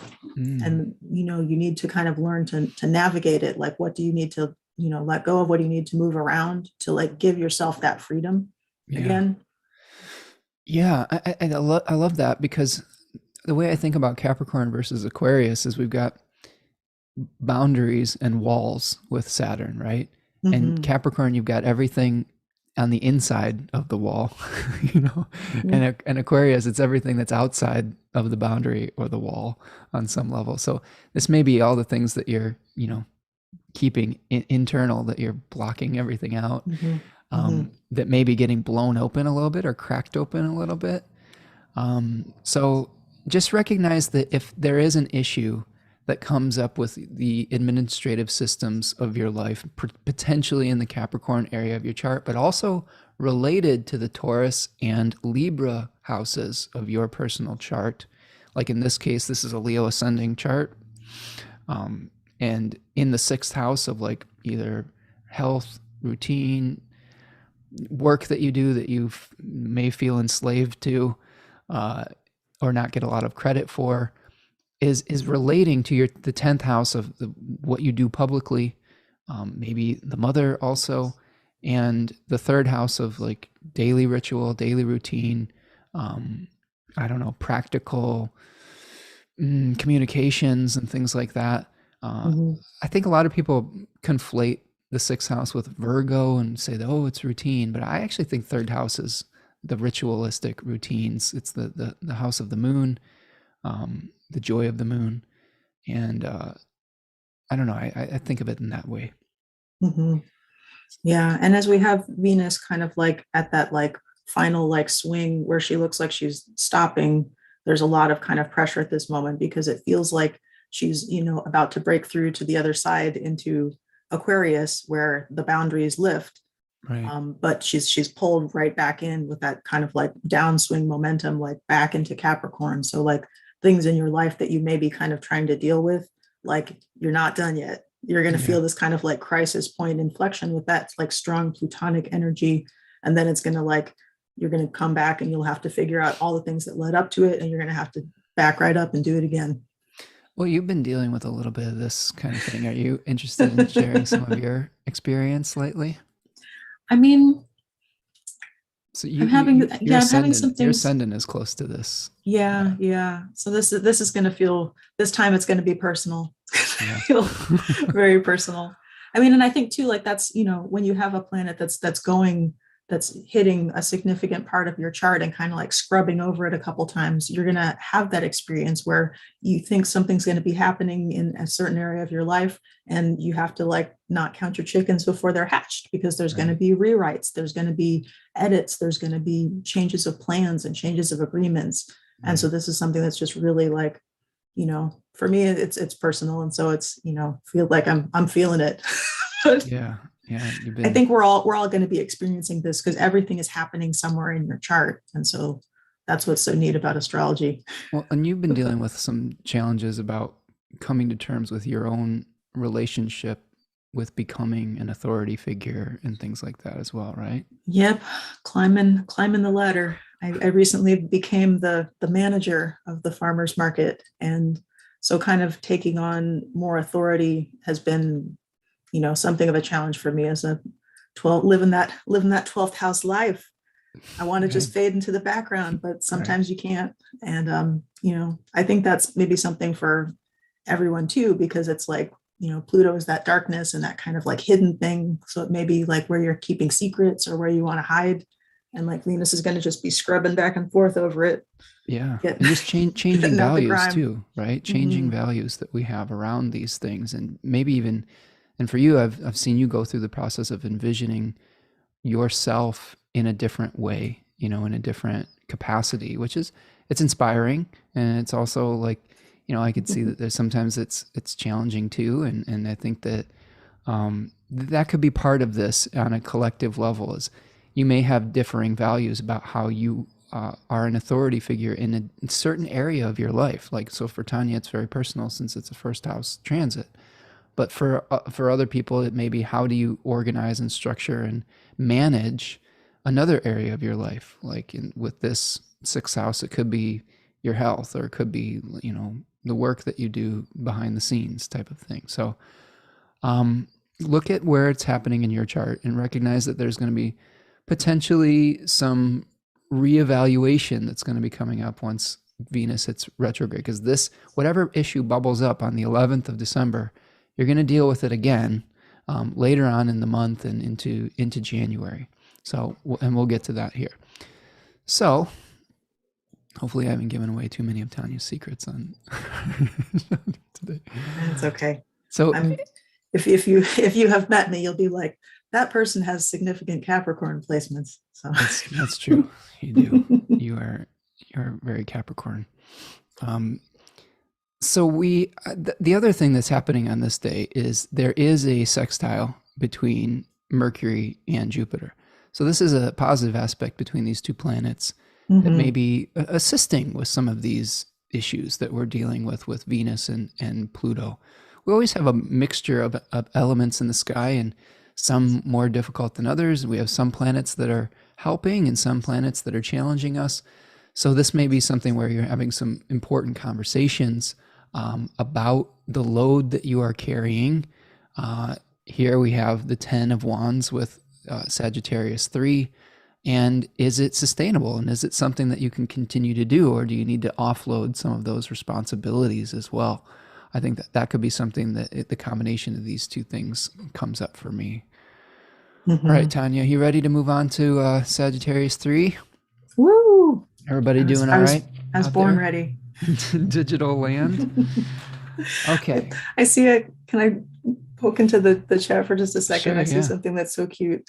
Martha is saying that Venus slowly coming into conjunction in a Capricorn decan is like the sensuality of mud baths. And I love that. Definitely. I definitely recommend therapeutic mud treatments for all of our Venus in Capricorn woes. There you go. Get that mud mask on your face while you're, get that earth energy just all on you and let it pull out the toxins from your pores and your mood. I love it. I love it. Mud mask time. I'm just imagining just like dipping in those like hot mud Right, springs. where you're just sinking and you're like, yeah. It's just like, like all those sounds, right? All right. So I am looking at December the 12th now, and we're going to talk about Sagittarius 3, the third decan of Sagittarius between 20 degrees Sagittarius, and then the first degree of Capricorn switches over. This is a Saturn Sun decan. So I tend to lean more towards the Chaldean rulers of a decan. So Saturn would be apropos in this case. Austin Coppock calls it a horse's skull. The 10 of Wands we see here is a figure that's carrying a number of wands. He's got his head down and he's trying to get to the city. He's got a heavy load, a heavy burden. Book T and Book of Thoth call this card oppression. And the daimon or spirit is Ananke. And Ananke was the primordial goddess of necessity who was responsible for the compulsion and inevitability of making time spin. Like there's a story about these serpentine coils where Ananke was the mate of Kronos, not the Saturnian Kronos, but the Kronos is related to time. And they were these two like intertwined serpents that when they would squeeze the egg of creation, it would cause the world to spin, or the spindle of fate to move. So this is some kind of driving force that's bringing us towards completion. I like to call this deck in the one that's like barn eager. I love that word. I think I first learned that word from you. You probably did. Yeah. So barn eager is like when you have a horse that's been on a long journey, and he recognizes the familiar territory and is like get that last burst of energy to just make it across the finish line and to get home. And we know we're at the very end of a project, or we're at the very end of a day, and we're just like, I just got to get this done. And then you collapse from exhaustion afterwards. It's that kind of energy where you may be sacrificing the last of your energy to move towards some kind of spiritual goal. And doing what's necessary. I mean, it's like doing what you have to do to get the job done. And you're an authority with this, having the sun in this deck, and Tanya. So tell us a little bit more. Yeah, tell us more about your experience of this. I mean, I think that it's burdens that you take on, and it's about making decisions on like what you're willing to invest that energy in. Like you see the man in the card, and like he's just so overwhelmed already. Like he has so many sticks he can't even see at this point. Like he can't take one more stick. And I think that part of the energy of this deck is like, you're holding as much as you can possibly hold, and you can't hold it forever, but you are going to hold on to it until you get back to your destination, And so it's that kind of energy where you're just like, you've taken on so much, but you're committed, and like, you're going to just power through and like take it where it needs to go.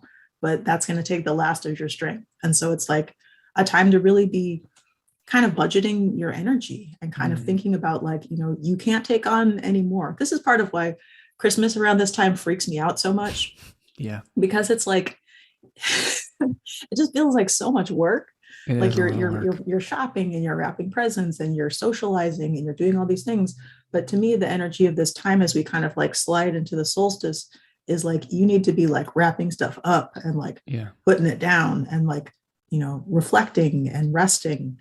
And I think that it's really, really important, as we have so much energy in this deck, and to kind of like take time to rest when you need it. Like you don't have to carry that bundle of sticks all the time. You get to put it down now and then. Yeah, I have to admit, when I was younger, I really disliked this time of year in my early adulthood, because it just, I tend to live at a much slower pace, and everything feels like a lot of pressure to do stuff. And like you said, it's a time to be beginning the hibernation phase on some level. It's like, how do we get everything done so we can finally like rest, and like, so I think that, and I've watched you over the years, like a decade or more here, carry very heavy, weights, literally and figuratively. This is right. She's very strong. Tanya's strong like bear. Very strong. You were a distance runner as well, right? That's where I learned the barn eager term from. Was my cross country coach would like shout it at us angrily, and be like, "Oh, now y'all are barn eager. Right. Everyone has energy again suddenly. More laps." I think a cross country runner is a great symbol of this deck in, because you've expressed to me in the past that the reason you were so successful is that you were able to endure pain more than other people and just ride your body until just utter collapse, right? I wanted the race to be over so badly. Like I was a good runner because I just hated to run so much. I was like, the sooner I get done, the sooner I can stop doing this thing, which I hate. Yeah. Well, and also, it's not like a great motivation for life. Like, no, it's not a driving force that you want to like hold on to.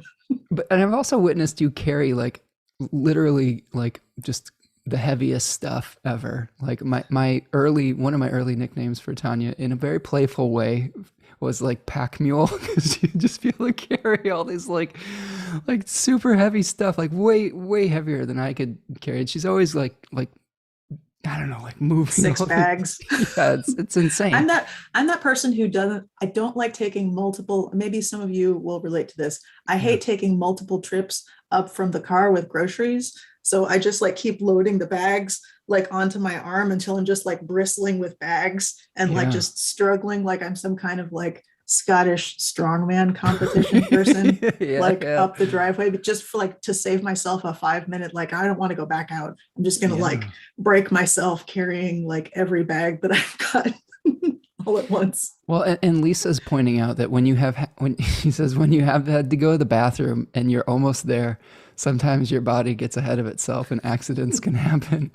And that's funny because Sagittarius is the This sixth. decan is the clench, that clench that you have to feel. You're just like just crossing your legs for like 5 more Right. minutes. For 5 more, just hold it until you can get into the bathroom. Um, until we can have the release of the return of of the solar year again, of the light. Uh, and you know that's interesting, Lisa, too, is that Sagittarius is the sixth house in the Thema Mundi, the joy of Mars, accidents, illnesses, and injuries, and like having to fight for something They that can we happen. believe in, right? So I do think that there's some wisdom to not push yourself so hard that you do experience a breakdown, especially during this period of time. I know I think a lot of people probably experience the mental exhaustion and the I don't know, you know, what would the what's the word I'm looking for? The anxiety. Burnout. Yeah, the anxiety attack and burnout and Yeah. mental breakdowns of this holiday season as we try to live up to the expectations that capitalism has ingrained in us since we were young of what Christmas is supposed to be or the holiday season, whatever you celebrate, whatever that's supposed to be. And I just get sensory overload around this period of time.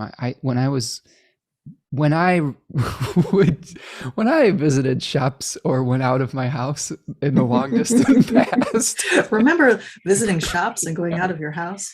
Yeah, right. So like I just was so overwhelmed by the music, the lights, like all the people, and I was just like, I can't handle this. I think even just a few years ago, before the pandemic, I was like, I refuse to do this anymore. I'm not doing this. I'm not doing Christmas American style anymore. Like I'll get some presents for people, but I'm not going and fighting the hordes of people.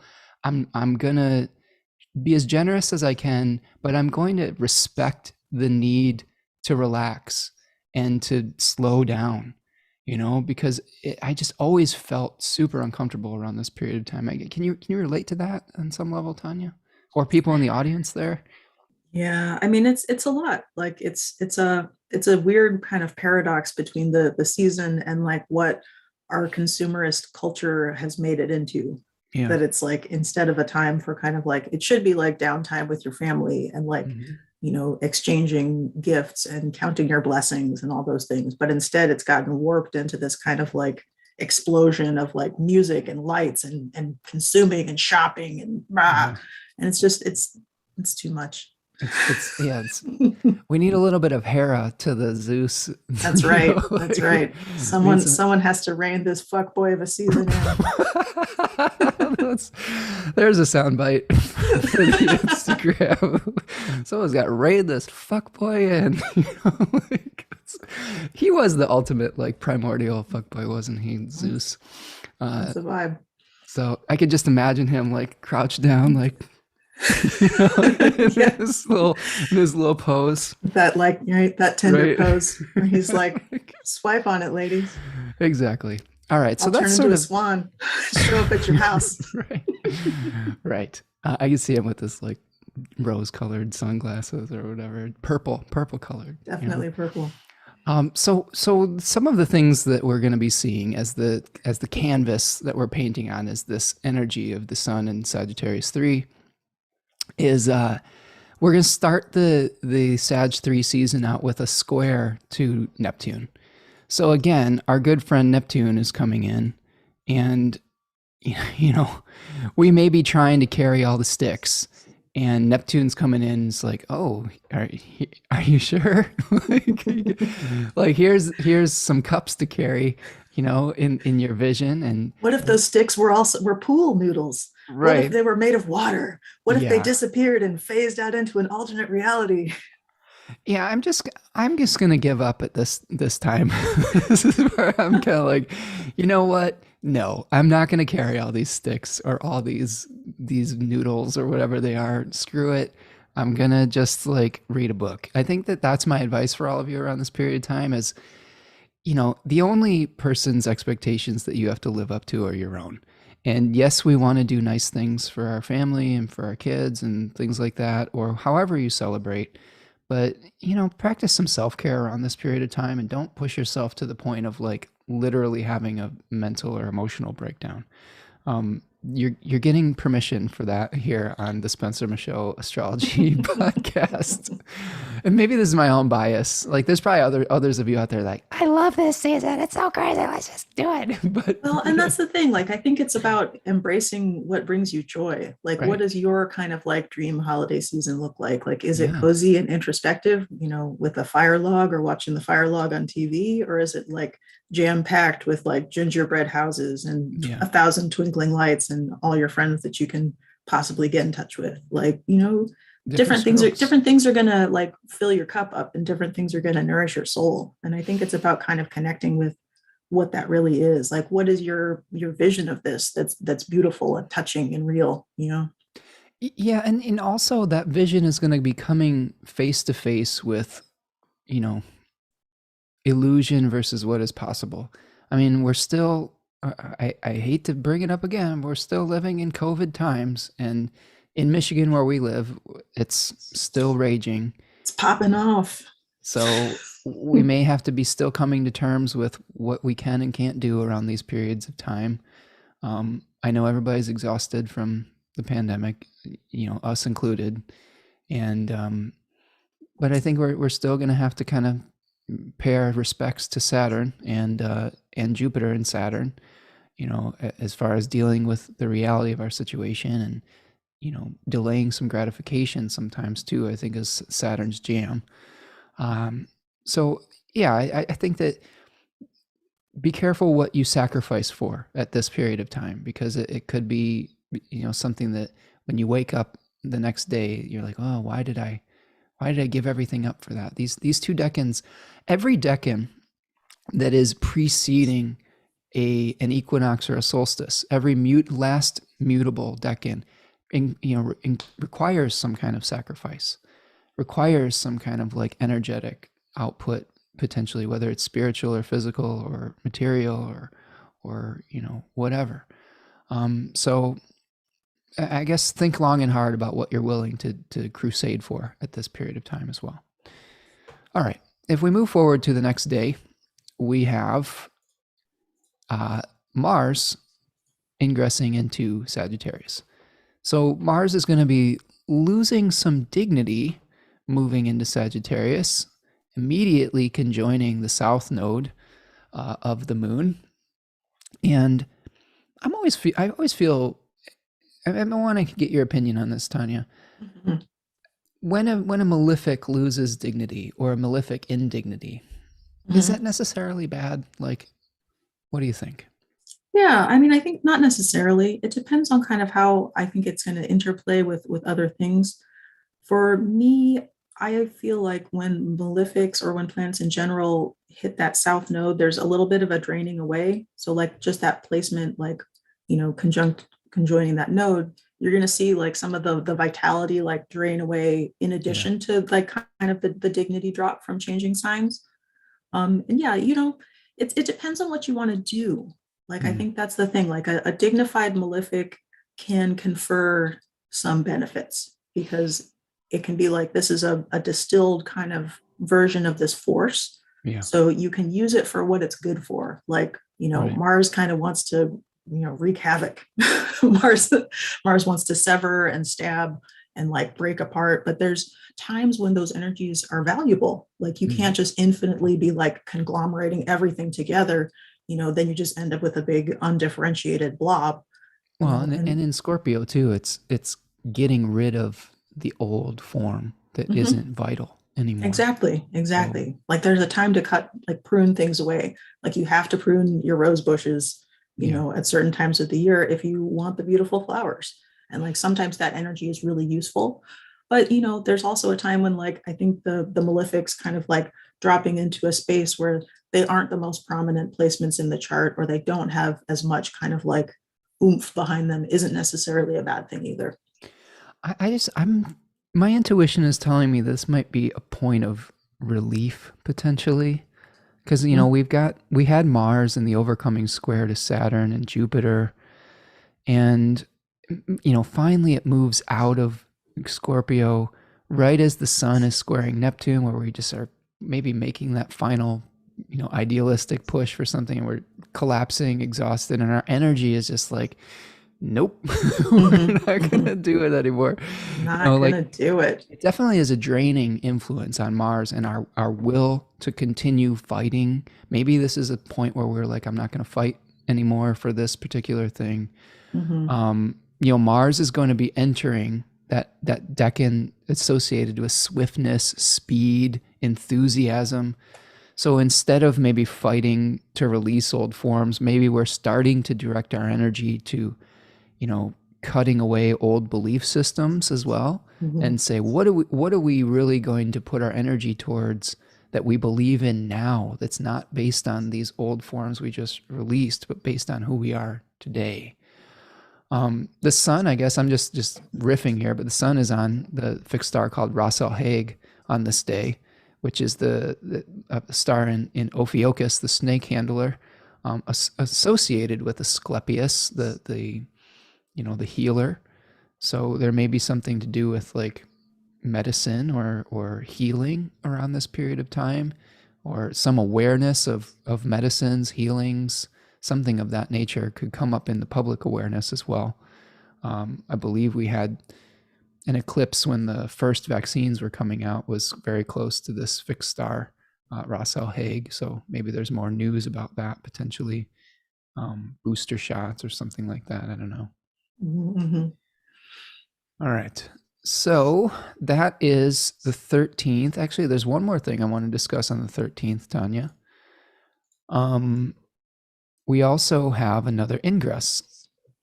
So we had Mars moving into Sagittarius. So this 13th day is actually a pretty big day, because we're going to have Mhm. some shifting tides here.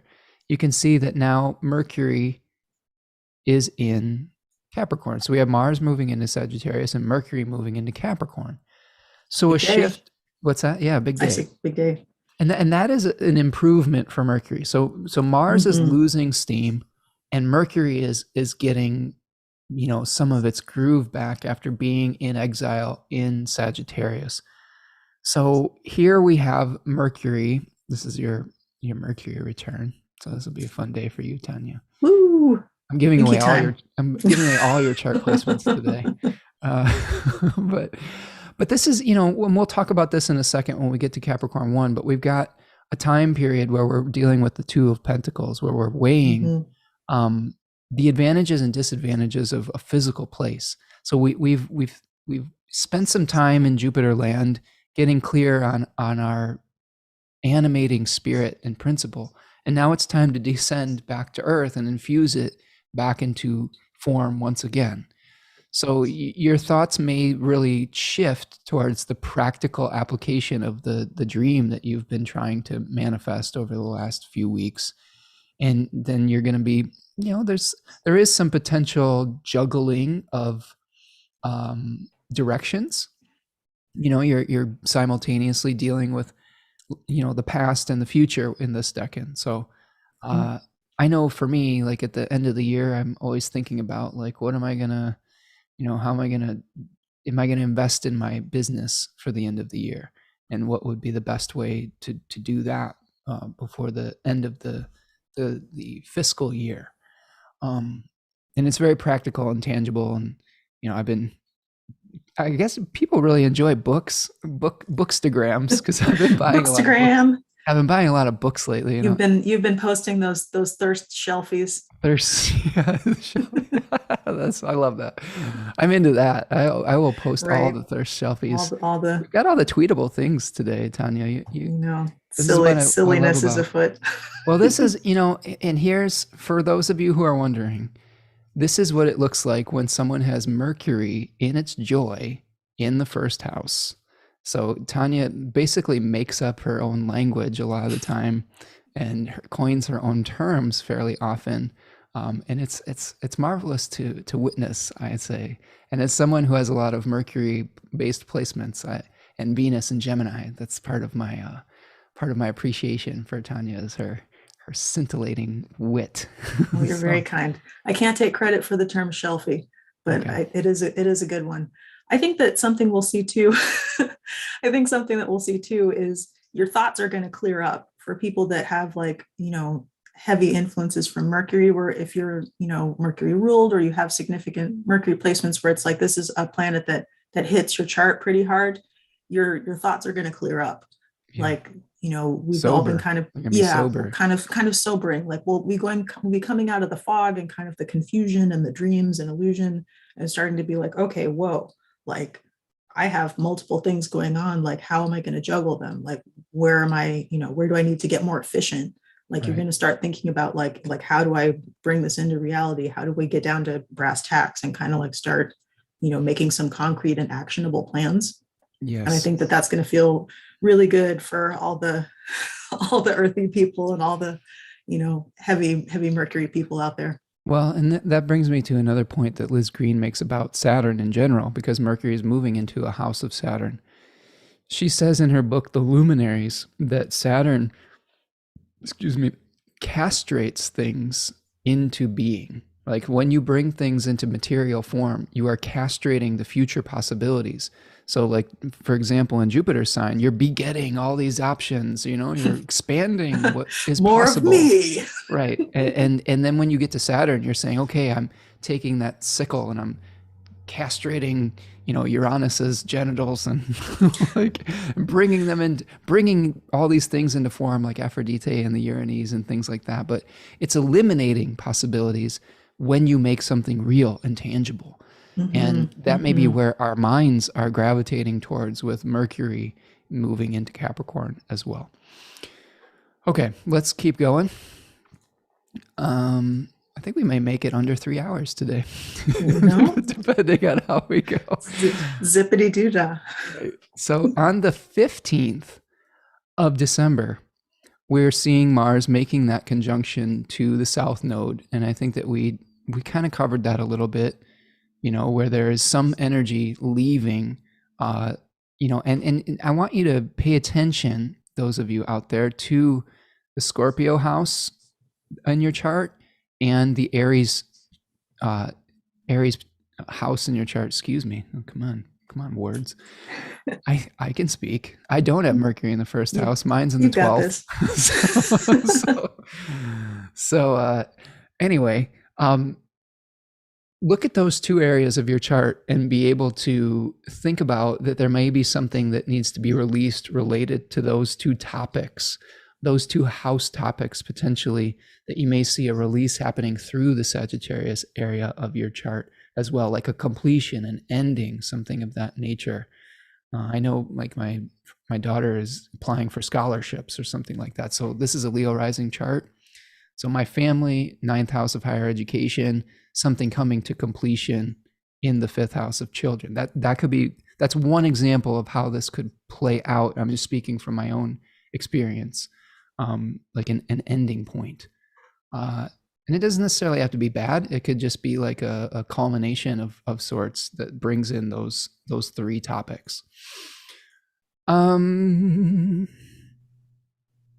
When we get to the 18th, Tanya, we will get a full moon. So this is our full moon in Gemini 2. Or 3, sorry, Gemini 3. Beeboo babu. I'm still in the post Thanksgiving food.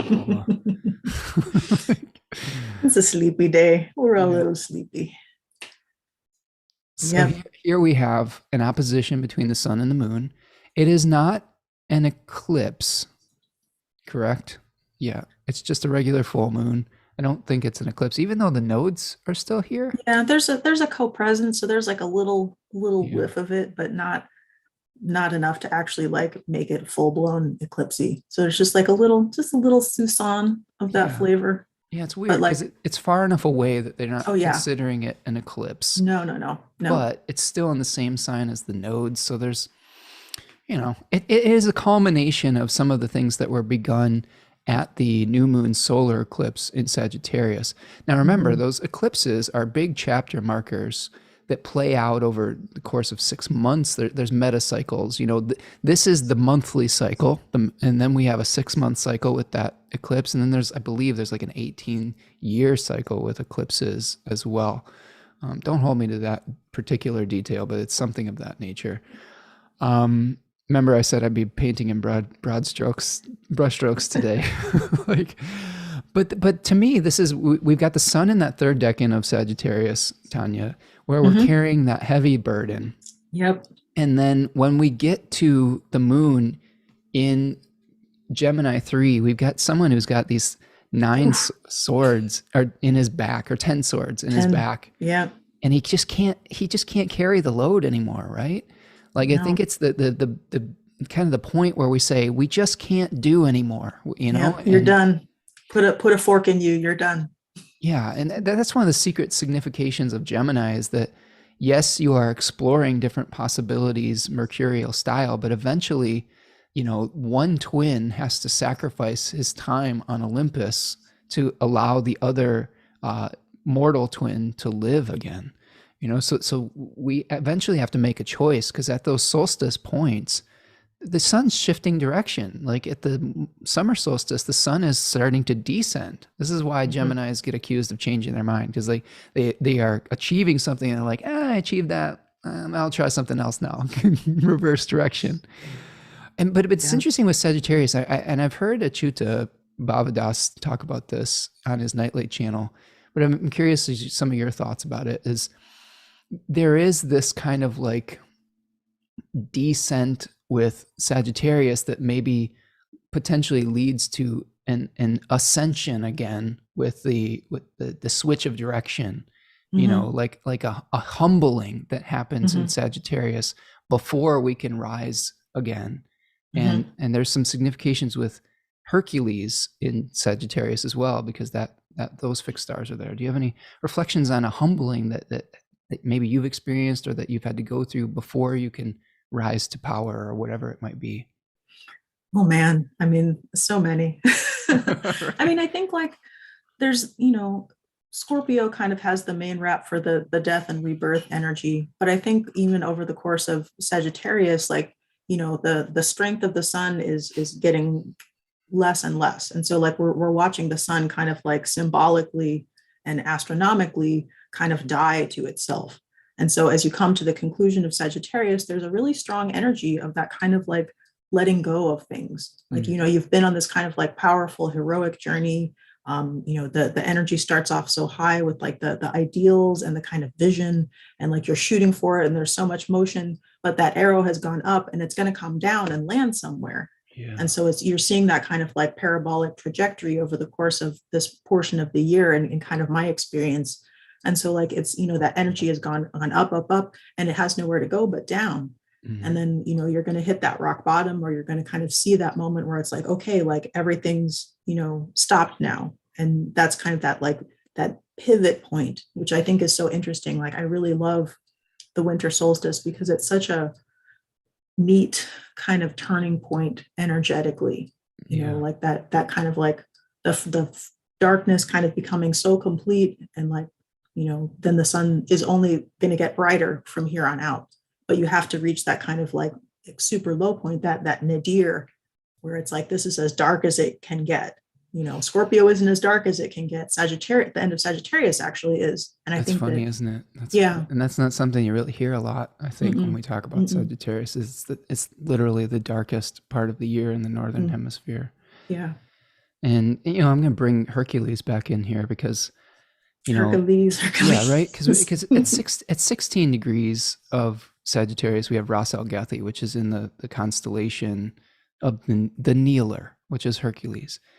And I think that there's an interesting story of when people who look at fixed stars will sometimes talk about Orion, who is in Gemini stars at this point, having his foot in the whirlpool in the river of the Eridanus, that eventually at the end of that river are the stars of Hercules, the kneeling one, where there is this humbling. And if you know the story of Hercules, like he he had it all at one point, right? He had strength, he was semi-divine, he had a family, and like due to Hera's, rage and jealousy of yet another Zeus concubine child, she drove him to madness, and he like went crazy and like killed his family, his kids. Like he committed the ultimate sin of infanticide in Greek history and mythology.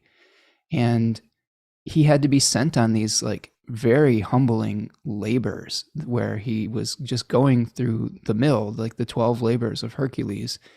And, eventually it's the sort of the transition of Orion, who is this like brutish, instinctual, desire-based hunter, extremely problematic. Yeah, he has this club. He's just this is a very non-consensual, energy. He's just clubbing shit all the time. And chasing ladies. Like Orion says, I'm gonna kill everything, and like that's why they sent the scorpion after him. Like Artemis or like Gaia was like, nope, you can't kill all of my creations. I'm gonna send the Scorpio to kill you. So like this like instinctual desire awareness of Orion that eventually through that river of experience becomes wisdom of Hercules, the wisdom of like being humbled. So it's not, Ras Al Gethi is in like I believe like the forehead of that constellation. So it's all about kind of utilizing the mind rather than just this brute strength. And I think that is a sort of an experience for a lot of Sagittarians. Is I think it's, people don't really see that they often become humbled through, sometimes through that foot and mouth disease or whatever it is, or through the fact that they may double down on knowing something, and then they have to be, taught like through the experience of hubris, which is sometimes a Jupiterian or Zeus type of experience too, is Zeus is humbled by Hera a lot, like he has the hubris to just go around and toss it in whatever he feels like, and then he has to pay the consequences with Hera. Mm-hmm. And like his kids pay the consequences. Like Hercules was Zeus's son, and he really paid for being a son of Zeus. And I think that also can talk about the family lineage of trauma that could be passed on too, that we're kind of inheriting some of these things as well. So, and I've, you've talked about it too, that you're, since you're a Cap rising, you're a little bit of a earthier Sagittarius, but I've seen other Sagittarian friends too go through this humility experience over and over again. It's not the easiest path. I think that there's a lot of misconceptions around the sign. Mm-hmm. Yeah. I mean, I think like, it's like one of I feel like the mutable axes like get a lot of hate. Yeah. But there's a lot of darkness and challenge inside, and that the optimism of Sagittarius is very hard won. Like I think that it's very real because being a Jupiter ruled sign, there is that kind of like vision of expansion and like positivity and kind of like growth.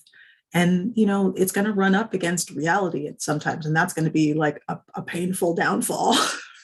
Now and then, like I think Sagittarians and people with a lot of strong Sagittarius placements, can struggle with over promising, and kind of really like that energy where you just like, you can see like so much, and like you can, envision such a brilliant future or such a wonderful outcome to everything, that it's hard to kind of like have that friction between that and reality. And like, you're going to fly too close to the sun a lot. Yeah. And Liz Green talks about like there's a secret melancholy with Sagittarians, that it's like, yes, they put on the brave, optimistic face, but sometimes there's that crying on the inside clown. Yeah. And I, living with you, we've experienced that. I mean, real talk, like it's we all have our sad clown moments, and you can feel free to flay me and eviscerate me on my own show too, if you want. I'm saying this with all due respect. I mean, it's hard for sometimes for Tanya and I to talk about some of these things because we're so enmeshed in each other's experience sometimes. So, but yeah, I think that Liz Green talks about eventually every Zeus will find their Hera, and that could be either a relationship, a job, Mm. something that is binding them on some level. And maybe I'm Tanya's Hera. So, but, Not that I'm getting sent to Fuckboy Island anytime soon. right. But Um, no, but I think like there can't be infinite expansion. And I think that it's such a natural and important balance to that kind of like Jupiterian and jovial instinct to kind of like constantly grow and to like constantly have a new vision and a new plan and new this and new that and like, always want to be somewhere other than where you are. And you have to root down in the present moment. And that requires making sacrifices. It's like you were talking about the castration into reality. Like there's a little bit of a desire, I think, to just kind of live in your imagination and your vision of like how perfect it could be, because it could be that perfect. Like, if you aren't trying to like ground something into reality and deal with the limitations and the constraints that entails, like it's very tempting to live in like a fantasy world where you can just like do anything you want and like all your ideas work out perfectly, like, but you have to like do it in reality. And then you're going to run into that Hera, literal or metaphorical, where things aren't going to go quite the way you imagined, or you don't have as much time as you thought you did. Does everything take longer than it seems like it should? Do other people with strong Sagittarius placements struggle with this? Like, I am so bad at time management. That's one of my crosses to bear. I'm always just like, I can do all these things, and I'm like, oh no, I can do like 2 things. I think the good news for all of you Sages out there who hopefully I'm not pouring too much cold water on your enthusiasm, because it is a beautiful thing. That the enthusiasm's not going away. Like, we're all still going to keep trying to do all the things. I saw this meme recently on Instagram where it was about Mercury and Sagittarius, and it was like, the only person that can cancel me is God. And I was like, okay, that's the most Sagittarian thing ever. So I like that. Oh my God, that's awful. I love it. But the good news for you Sages out there is that your ruling planet, Jupiter, is going to be gaining a whole mess of dignity pretty soon. So, right now you may feel that you're just in this prison of limitations with Jupiter being in Saturn sign. But there is going to be some freedom that is going to start coming with the Jupiter moving into Pisces. And I think that is a very positive thing for our Sagittarian brothers and sisters out there, is you may be able to start manifesting the dream a little bit towards the end of the month. I'm looking at the chat box here, Tanya, and I'm seeing that we have 2 Taryas from Finland stopping in today, Tarja E and Tarja T, which is amazing. I love my Finland friends. Double the Taryas. I'll have to admit that, in a small tangent, my Finland friends, I recently followed an Instagram account called Cheap Nordic Homes. And as Tanya and I have been dreaming about our next, speaking of reality that's not like moored in yet. And there's these beautiful like Nordic homes, like all of them are like under $100,000, like with these mountain views and lakes and stuff like that. So we're gonna live by a fjord, dreaming a little bit. But if any of you want to be our like transitionary expatriate tour guides for Finland, just let us know. Like, I don't know if it's anything super serious at this point, but it looks beautiful. If you want to convince us to come live in Finland, I know there's a lot of you out there now, and you've all been super, super nice and wonderful people. So just giving you a shout out. Like I think I'm cornered the market for astrologers in Finland and the Netherlands so far. So that's where most of our fans are here. But anyway, so at this, just to bring it back full circle, this full moon, let go of what you can't carry anymore. Don't try to carry all the sticks, all the options. If you want to achieve the goal, you're going to have to choose a path and infuse energy into that one particular path, because you're probably not going to be able to do everything around this full moon. And that's okay. Like it's, maybe there's like something where you're trying to, visit every single relative, or you're trying to, buy every single thing or whatever. And then you may just come to your limit where you say, that's enough. This is what's most important. This is my priority. I'm going to do this one thing really well, or these two things well, rather than 10 things. So Yeah, don't be me. You have things take longer than you think. that's true. All right. So that's our full moon on the 18th. The very next day, now this is important because the very next day we have our Venus retrograde showing up. So here is Venus stationing retrograde at 26 degrees of Capricorn, still conjoined Pluto. We just had Venus conjoining Pluto, and then it's going to start grinding backwards over Pluto. So whatever challenge that you experienced in the beginning of the month with the Venus conjoining Pluto, get ready to deal with it once again. It's back. So I did a really deep dive and long treatment on this with a couple other astrologers, Melissa LaFara and Shu Yap, on Mel's podcast, Energetic Principles. So you can find a link to that.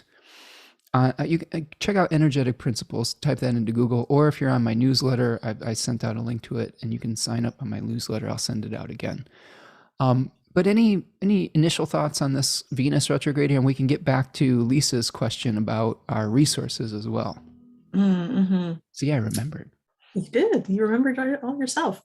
Yeah, I think that this is going to be, that kind of cold water moment where it's like, your plans like that seem so grandiose, like kind of up until this moment, are going to start to seem like they're falling through in some area of your life. Like there's going to be like a little bit of a turnaround where you're like, oh, everything's not done. I can't sign off on this just yet. And like you're going to start the like review process where you just like head right back into something that you thought was done. Yeah, we're hitting really close to the solstice too. So big shifts around this period of time, the 19th and the 20th here. So yeah, I guess a lot of the things I was talking about with Capricorn 3, administrative processes, like the way that we manage a certain area of our life. There may be some challenges with authority figures as well, because Venus usually is something that harmonizes the area that it's in and brings things together. We may have more difficulty keeping harmony with the authority figures in our life as well. That we may have to come face to face with some corruption in those systems as well. Pluto exposes things that have been repressed for a long time. So, but I think that the turnaround with that is that, again, purification, I think, is the goal with this. We're going to be, I don't know, my friend Shu talks a lot about Inanna going into the underworld and, being stripped of her adornments to be purified and then come back out. So this may be the beginning of a period of time where we're, Inanna is going into the underworld, being stripped of her adornments, but eventually so that there is some new sense of purpose.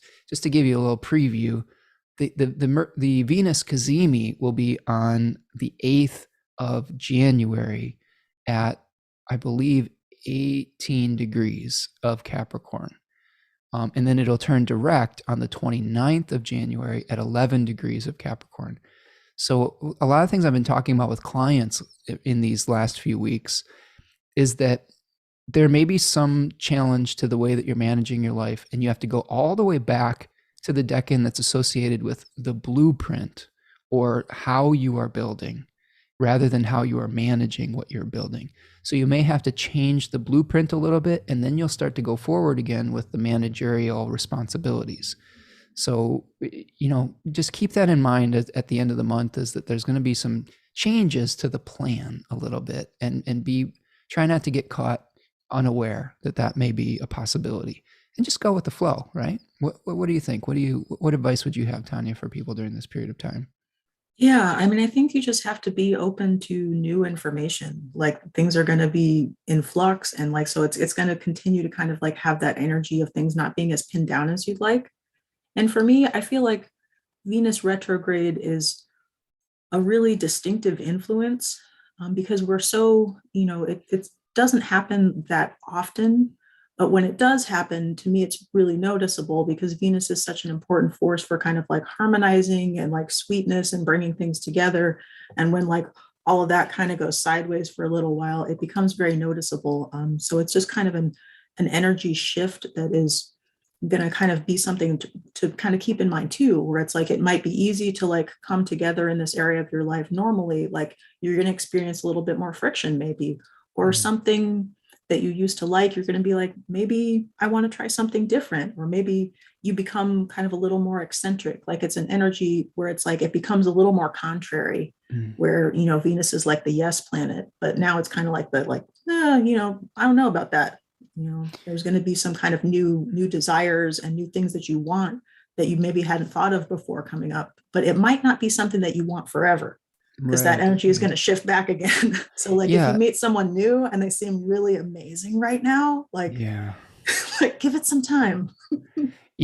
Try not to like don't get married. Don't have that Vegas wedding. Try not to get relationship commitments during this period of time, because the person may not, you know, what you are desiring is probably a little bit different than what we're experiencing here. And I believe, I can't remember which planets are out of bounds still at this period of time, but there is definitely still some out of bounds planets. I'm looking this up real quick here. So Venus is out of bounds right now as I'm talking about this, and I believe that Mercury will be out of bounds by this period of time. Something like that. Sorry. So yeah, Venus will be back in bounds by then, and then Mercury will be out of bounds. So out of bounds planets are ones that are operating outside of the authority of the solar king in traditional astrology. So Venus has finally gone back into like, I don't know, following the rules, sort of, but now is immediately goes retrograde. And then Mercury is going to be like, well, now it's my turn to be crazy, go off the rails and be a more pure expression of that planet. Like, so we have pure Venus right now that is maybe not beholden to society's expectations. And then Mercury is going to go through that phase through the middle of the month as well. Okay. So just be careful with any new relationships that start. Review your values around how you administrate and utilize your own authority, what you're responsible for. Can you handle it? Are you up to the task? Can you delegate? I mean, those are questions that I would ask around this period of time. And then check out the deep dive that Shu and Mel and I did on the Energetic Principles podcast for a 2-hour deep dive into just Venus retrograde. And then Tanya, are any of your Venus oils or products helpful for this? It wouldn't hurt to slather on a little bit of essence of Venus under slightly more favorable circumstances. So yeah, this is probably not a bad time for some kind of remediation techniques. And there's lots of great resources about that out there. But yeah, well, you know, slap on a little little oil. You like my subtle product placement? A better condition, you know, right? Oh boy. I see that Tarja is going to help me with Nordic houses. Thank you, Tarja. Appreciate that. We've got Elena joining us from South Africa. Welcome. Oh, cool. Elena. That's very cool that we've got another country accounted for here. And then Tarja is also saying it's nice. The other Tarja, I can't. That's blowing my mind that there's two Tarjas here. Tarja is here. The Tarjas are here for Tanya. So she's saying that it's so nice that you talk about out of bounds planets. They're so interesting. Yeah, I do find it very interesting. You know, I've seen Venus out of bounds, you know, in charts of people like Bjork. On the positive side, where that's just an unfettered Venus. She just does whatever comes into her brain, and it's very beautiful and interesting. But then you've got some other out of bounds Venus stuff like Drake, who has Venus in Scorpio, who is a notorious child groomer as far as like not understanding the boundaries between a 30 He's just cool friends with a 16-year-old girl. Well, not even, they just have a lot to talk about. He's like he's grooming 14-year-olds. You know, like he's yucky. He makes me a little vomit burpee. Nasty. So that can also be an expression of Venus out of bounds, where people don't respect the social boundaries of a relationship. So that can be something as well. So that's the Venus retrograde. We'll probably be talking about that more as I go into January and then my other stuff coming up. Mhm. On the This same is just day. the kickoff. Yeah, this is just the beginning. I believe I gave all of you some dates for that, so we'll keep our eyes on that. So the other thing, we've got a sextile from the Sun and Jupiter on that day. So that's positive. I mean, that's a nice little boost for the Sun. Right before we're heading into Capricorn season, we'll get a little nice, boost for being able to leave the past behind, being able to release some sort of old karmic, challenge. Try to. The challenge with Aquarius 3 is don't let your resentment overwhelm you. Like there's a lot of frustration and resentment in the last decan of Aquarius. And really the way to alleviate that is not to just keep banging your head against the wall and trying to stand your ground like you would in Leo 3, but to finally just let go of the tug of war and say, fine, I'm out. See you later. I'm taking the wisdom that I've got, that I learned, and I'm leaving behind that which I can't fight for anymore. Like Seven of Swords card here that we see, and just move on. And that's the way to deal with that energy. Just move on. It's not worth like banging your head against that same wall over and over again. And you will find eventually that will lead to a new sense of spiritual renewal as well. Like we had the spiritual renewal from separating from the body in Scorpio to Sagittarius, but then we also have a renewal of like our imaginal spirit when we move from Aquarius to Pisces. Lisa is asking, what does the name Tarya mean to you, Spencer? I wonder if that is the name of a fixed star prominent in your chart. I don't know, but you know what? Tanya is her stage name here has a J in it. It's only one letter different. So maybe I'm just imprinted on Tanya here and I just attracting all the Taryas and the Tanyas. But maybe there is something. I know that for me personally, I have Nordic heritage, and I mean that in Norway. I don't know if there's like a Norwegian ancestry. My family name is Thorson. So I definitely have an attraction to that area of the world. I don't know if maybe I had an ancestor that was named Tarja, or if that's specifically a Finnish name and not a Norwegian name, but something worth exploring. And my beard is pretty red, so there's some sort of Viking heritage that I have in there as well. So again, mountains and lakes are my jam. So like maybe someday on a like semi-weekly basis, he's like, you know what I realized? I want to live by water. That's true. I love water places, and that could be my Cancer placements as well, but who can say? All right, so let's move forward to the last aspect that we have on the second decan of Sagittarius, and then we'll move on to Capricorn, and then we'll wrap it up. So this is Tanya's birthday. Hello, Tanya's birthday. Happy birthday, Tanya. Woo! December 20th. We'll be celebrating Tanya on this day. So this is your solar return chart. It's pretty it's pretty similar to it. I think my literal solar return is maybe like a day before, but this is pretty much what we're looking at. Like, retrograde Venus, Jupiter hanging on by his fingernails to the final part of Aquarius. Cancer moon. That's not too bad. Nice Cancer moon. I like that moon. And it's also got a lot of light. What you've got a lot of dignity. What you've got going on, Tanya, on this day is a trine between Mercury and Uranus, almost exactly.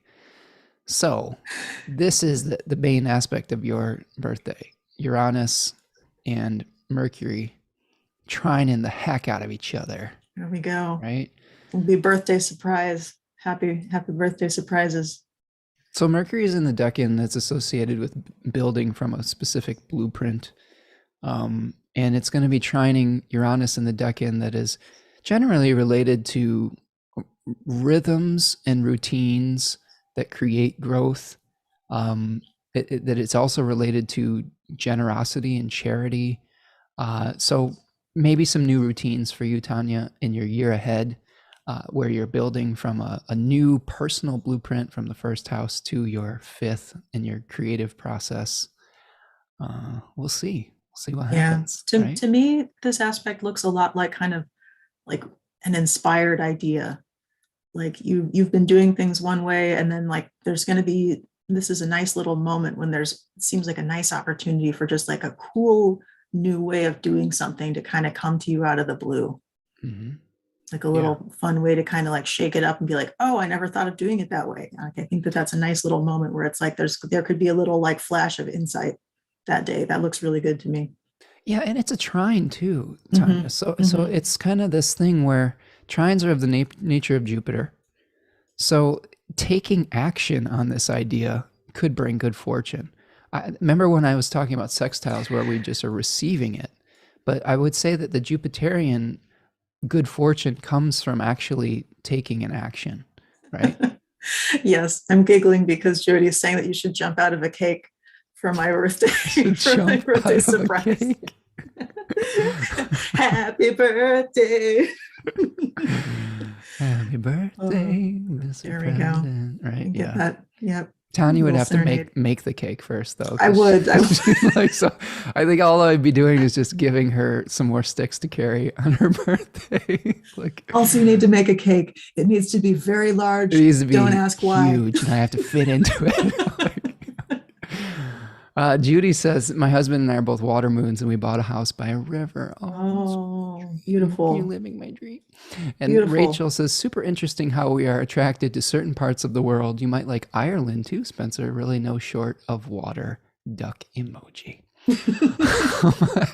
I think Ireland would be gorgeous. I would love to travel to Europe at some point in my life. I always have a dream of visiting some of these places. So hopefully over the course of the next months, years, however, we can build relationships with these international friends, and some of you could be our tour guides, or if you have an extra room that you want to put us up in at some point, maybe we'll come visit your part of the world. And Tanya's a great chef, and I can tell you about your chart because I can't help talking about it. So you get probably free chart readings and interesting conversation and food.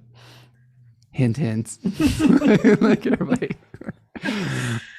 All right. Once the air is less spicy, the places we will go. Yeah, right. Air travel still makes me nervous, but we'll see. This too shall pass, right? Okay, so that is Sagittarius 3.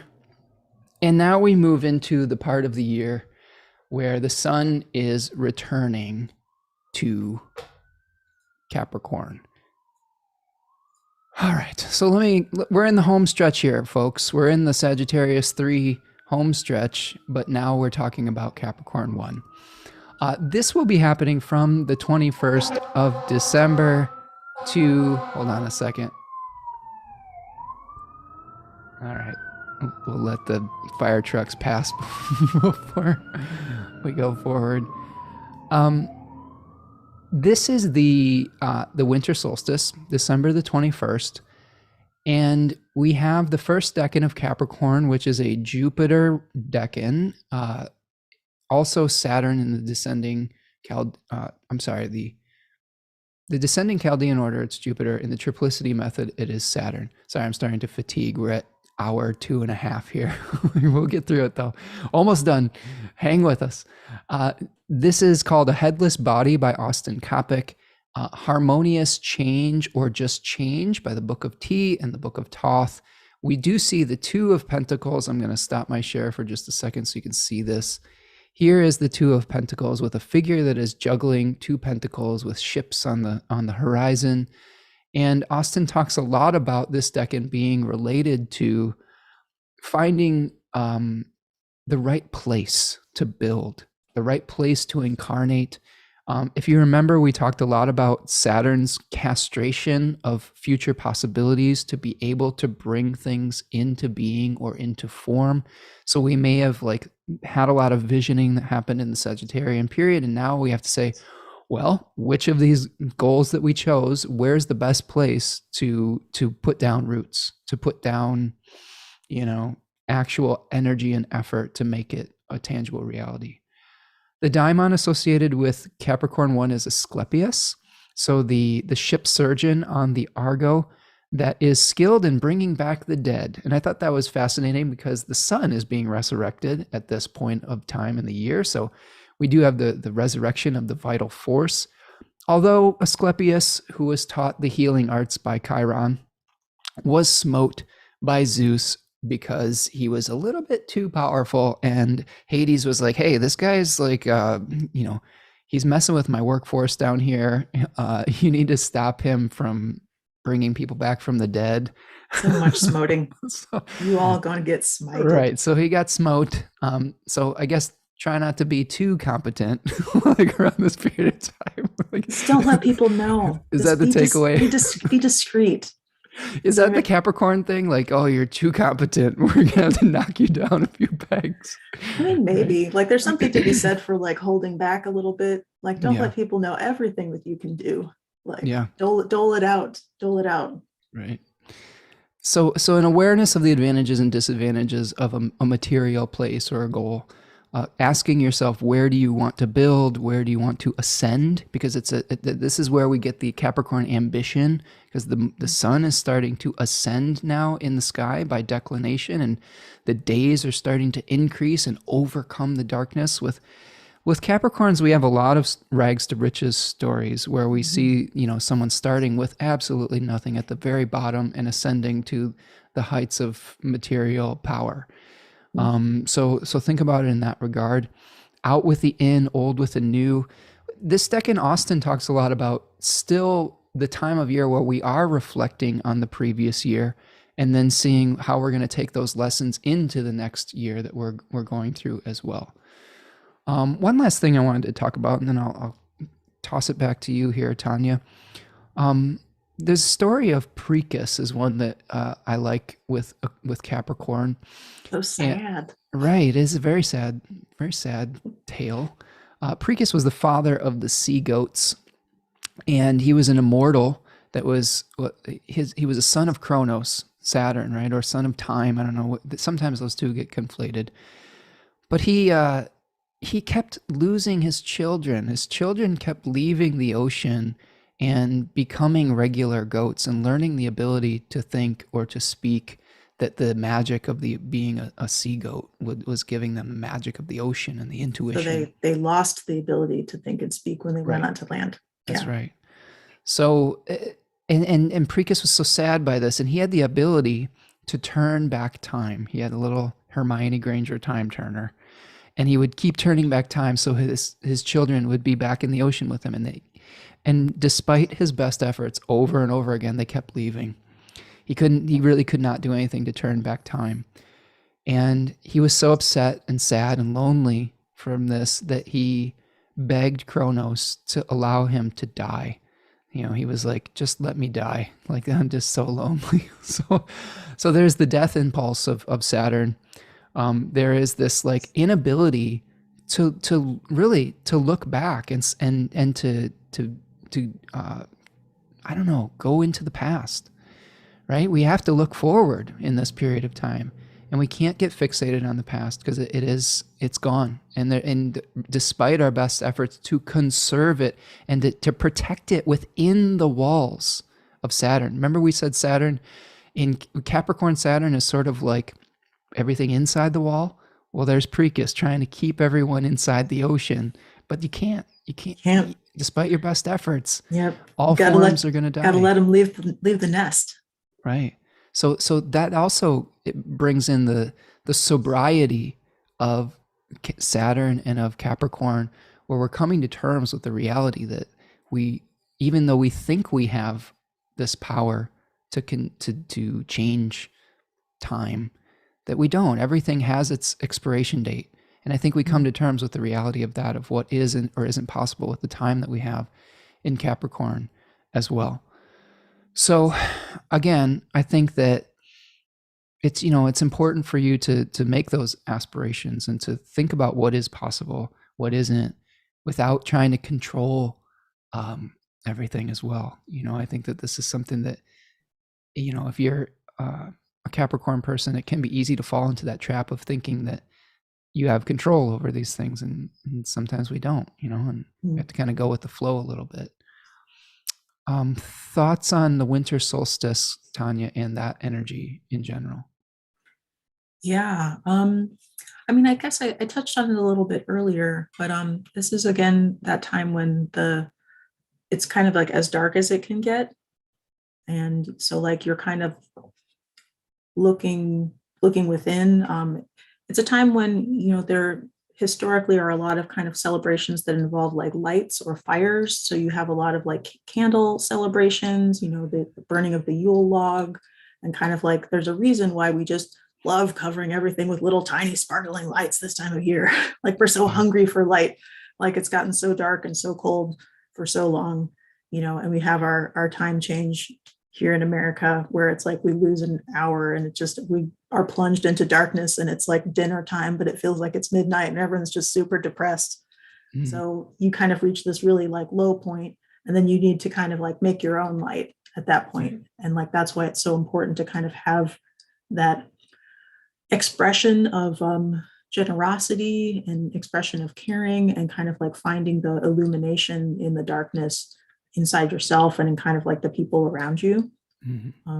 It's a really kind of interesting time, because when you have these kind of significant, the solstitial, is that a word? Holidays. It is now. Yeah. It's perfectly cromulent. Perfectly cromulent. It's a real word. You have these kind of moments in the wheel of the year, kind of as you look at these points of the seasons with your solstices, your equinoxes, and kind of the points that are in between those. These are holidays that are very natural, and kind of a useful point to look at over the kind of course of the year. So these are holidays where it's like you don't necessarily even have to do something for them, like they will do you. Like it's a great point to kind of like use as a moment of divination, and kind of like see what's coming up in your life. Like what are the energies that you're experiencing? What are the kind of events and like little ways that the kind of cosmic oracle is speaking to you at that point? It's a great time. Like you were saying, it's a turning point. Yeah. So you're going to kind of see little messages and little kind of harbingers of like what the next chunk of time is going to look like for you. Right. And that's part of why it's great to kind of purposefully infuse this time of year with positivity, and kind of with generosity and celebration, and whatever kind of like feeds your soul and connects you. And to slow down too, because Saturn's gifts are not given quickly. They require hard work, endurance, long range thinking. And I'm piggybacking off a comment that Tarja T says, I have thought, Spencer, that you have a Nordic rhythm in the way that you speak. It's easy for me to follow and not too quick. Maybe that's why you have us Tarjas in the audience. maybe it's my Nordic ancestry. And because I believe that when we live in these northern climates, it is very Saturnian on some level, and we are working slower. We have to conserve our energy because maybe it's cold, and like we're not gonna, everything slows down. The sap slows down. We're like the mountain. Just kind of like, all right, we're gonna endure this. You got to be pretty tough to live in these northern latitudes, like Michigan and like Norway or Finland or Sweden or wherever people are coming to us from. Ireland. I know we've got some nice offers from Rachel here to go to Ireland, which would be awesome. We will take you up on that. Love it. So when we're back in traveling mode, all of you, we're going to come visit you. We'll have the Tanya and Spencer tour. Right. But yeah, like I like what you're saying about, the return of the light, the turning point. And just, you can set these aspirations, but don't expect to achieve everything all at once, I think is the thing. It's you're making a plan, but then you're going to have to be willing to do the very hard work and the very sobering work to make it into a reality. And eliminating distractions is a part of it that can be really positive too. I'm going Mm-hmm. to go back and share my screen so we can look at the aspects here. And the first one that we have is a big one, a doozy, a dipsy doozy. So here we have Saturn and Aquarius. Jeez. Saturn and Uranus. Sorry. Making their second or third square of the year. What do we got here? It's the third one, isn't it? It's the third square. This is Yeah, the I third think and final square. this is the third and final. Yeah. Yeah. Which has been an important underlying canvas that 2021 has been painted on. I believe the first one we had was in February, where we were just having, a lot of, discussions about the government and, the new versus the old. We had one in late July, I believe. You were saying you remembered something about that period of time. Oh, I was actually thinking about earlier in the year when we Okay. started to see kind of the uptick in unrest. Also, over the course of this year, we've seen a lot of protests and a lot of strikes. Mm-hmm. I think this is the thing. Like we're seeing the kind of conflict between like labor and power Right. that seems like it's happening, and labor and structures. Like the way we do things, the way people want to work is changing, and the fact that people are facing so many pressures, economically, and also because of the pandemic. Like workers kind of all over the world, from America to India, are striking and protesting and being like, we're not going to be exploited anymore. And so we're Right. seeing this very hard conflict between kind of the forces of structure and repression and power, and kind of this like volatile uprising of energy where it's like there's this surge of, you know, resistance to being controlled. Yeah. Yeah. We have in America there's a lot of discussions in our Congress about preserving old ways versus, breaking down the structures to bring in the new. And it's been the gears have been grinding all year. Like they've been Ooh, arguing with one another. so Like so much. it's so slow, this progress. Mhm. And, we may have, it's something we didn't discuss is that we're heading towards that period where we have that deadline for the debt ceiling to be raised too. And I believe that's somewhere around the, what was it, the 18th now? Yeah, like mid to late December. So this could potentially be a time frame where something grinds a little bit to a halt if we don't have that happen. The financial markets start to get really shaken up. And remember, Uranus is in Taurus in the decan that is associated with resources and with how we distribute resources and generosity. It's the Six of Pentacles card.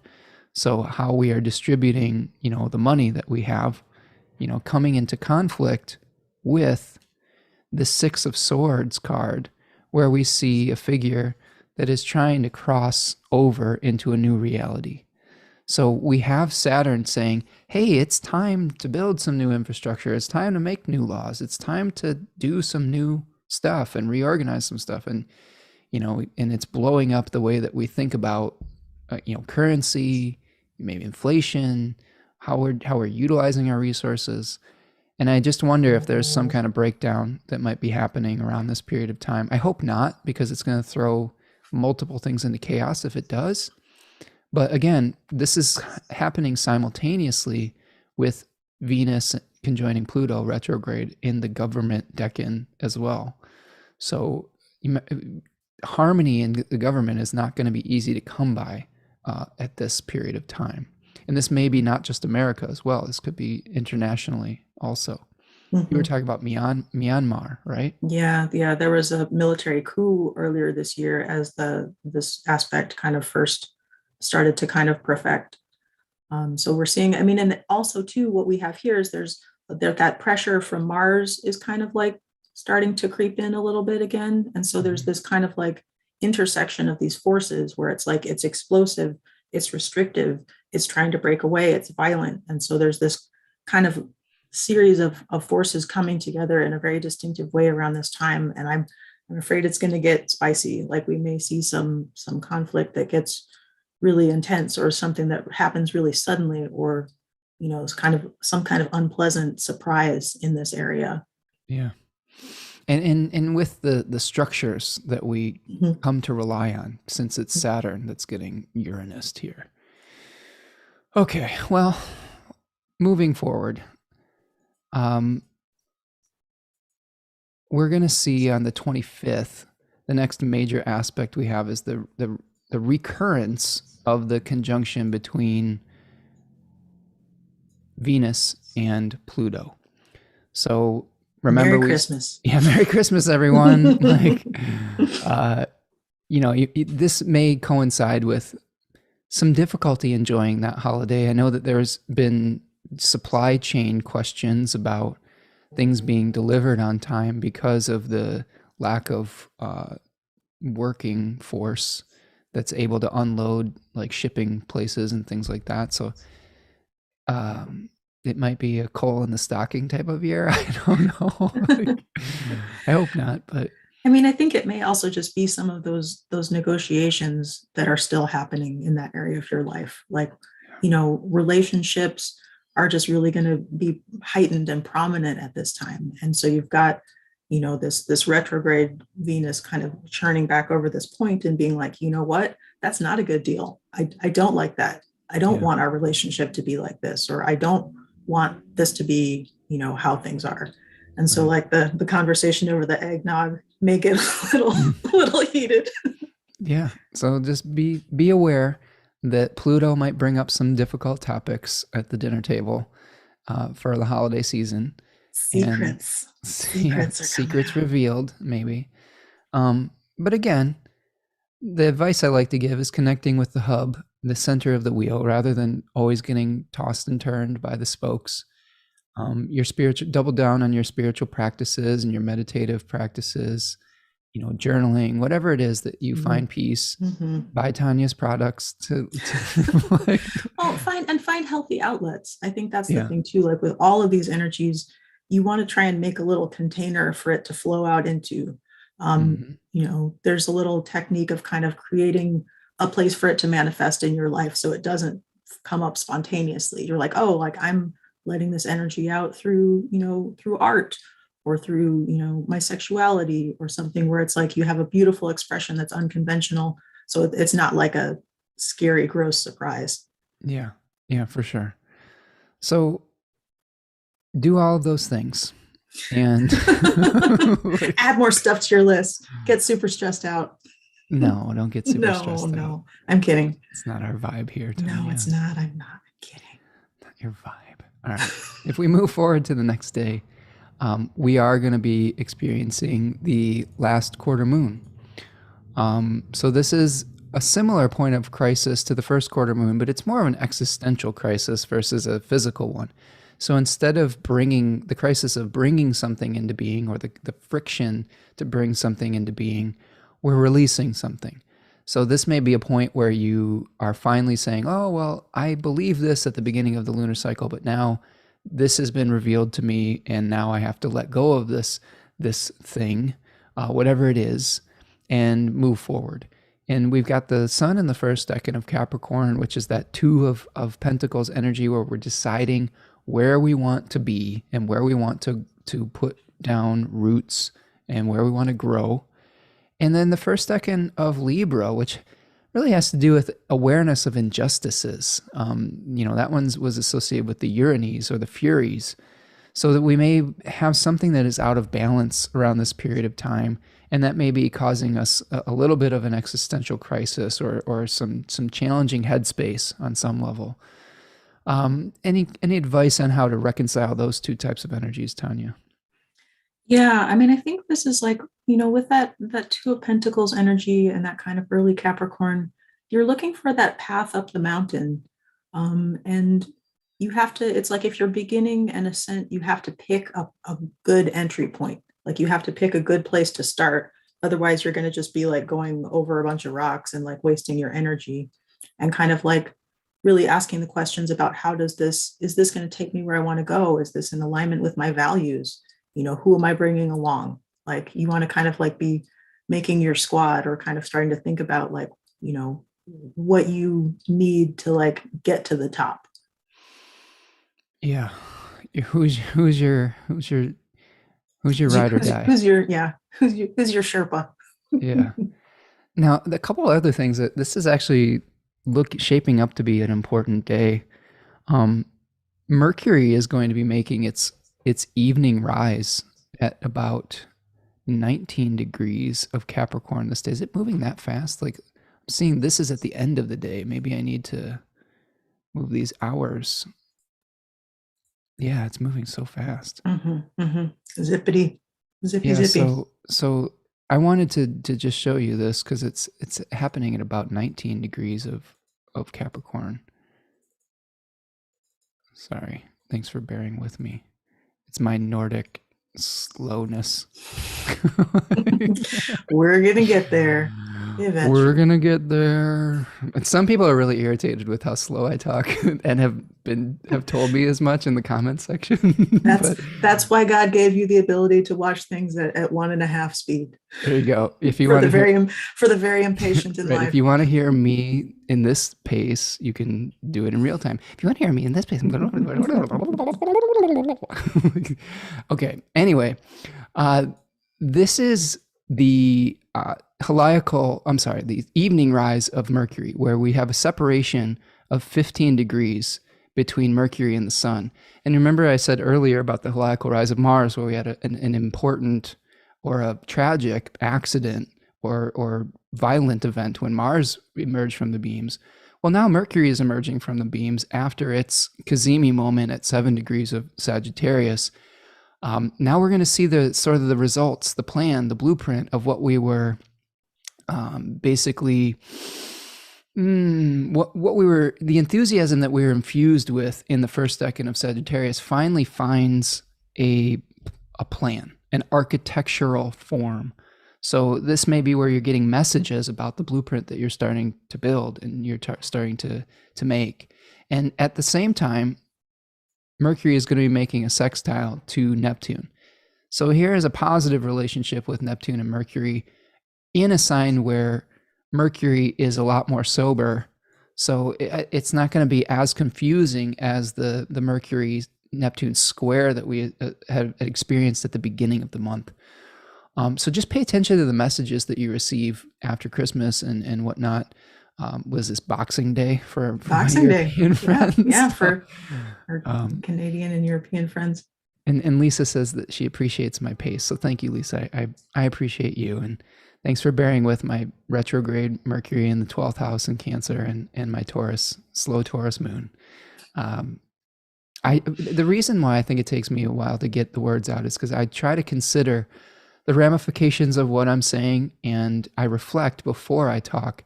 One of my pet peeves is when people speak before they've actually considered how it's going to make people feel. I will also say that some of this is from my father telling me when I was a young person, think before you speak, because young Spencer did not.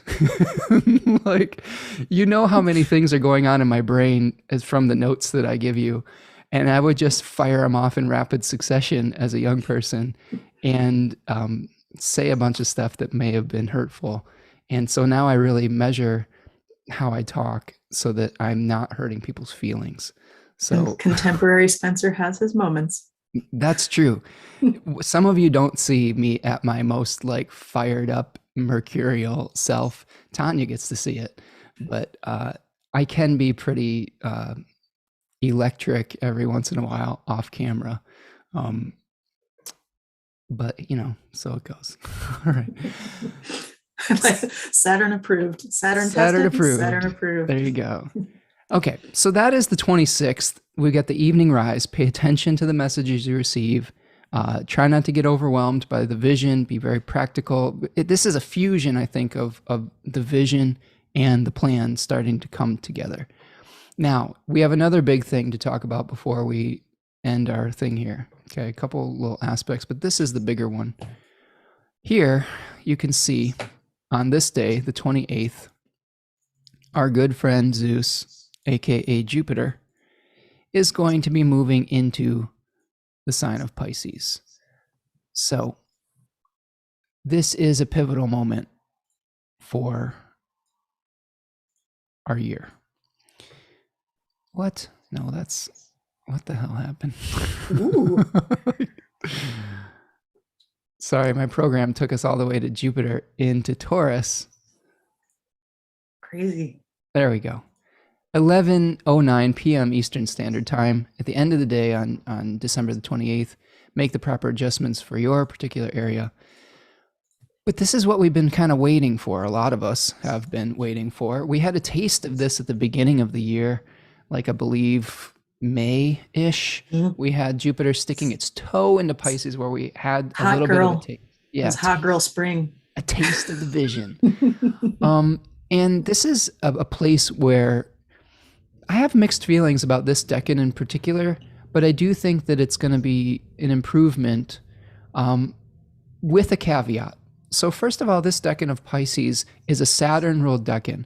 So Austin Coppock talks a lot about this decan as a labyrinth, where we are going into our minds after we've been exiled in the Aquarius Saturn area, and now we are going into the regions of our imagination to be able to learn what the spiritual rules of manifestation are. Now that's key, because it is a Jupiter ruled sign. It is about manifesting, but from sort of like the neo consciousness in the matrix. But the first thing that you will experience with this is some kind of discontent. And we can see this in the 8 of Cups. Okay, that is Pisces decan 1, 8 of Cups, where we're leaving material success behind in search of some kind of animating principle. So you might find yourself, before you get to like the neo part, you might be looking around and be like, this isn't real. Like that's my best Keanu Reeves. Sorry. Whoa. We'll work on that. Whoa. Whoa. You know Kung Fu. I know Kung Fu. Like this. So you might be getting chased by Mr. Anderson for a while and realize that this isn't all it's cracked up to be, and that you have to go on some kind of inner spiritual journey to be able to figure out what is real and what isn't, and what kind of power you actually have. So don't be surprised if you have a little bit of discontent before you get to the point where you can start doing all the weird, matrixy Kung Fu stuff. You've got to unplug, right? You got to unplug from the matrix first to be able to go back into it with a new realization. So the other caveat I have with this, and then I'll toss it back to you for your thoughts and feelings, Tanya, is that Jupiter has been co-present with Saturn during this end of the year. And the first time that we had Jupiter moving into Pisces, literally all the mask mandates were like, you don't need a mask anymore. And the pandemic wasn't over. We just had people like acting like it was. And Saturn wasn't exerting its like limiting influence on Jupiter anymore. So people were just like throwing a party in the middle of a pandemic. And people started to get vaccinated then. That's true. So that was part of the positive part about it. But we've got, I think that what I'm thinking about here is, there was a conversation between Jupiter and Saturn when they were in the same sign. Now they are in aversion to one another. So they are at cross purposes. It's pure Saturn and pure Jupiter. So you're going to see people that are going off the Jupiterian rails of liberation and freedom, and still situations that are requiring Saturnian reserve, and they're going to be happening simultaneously with each other.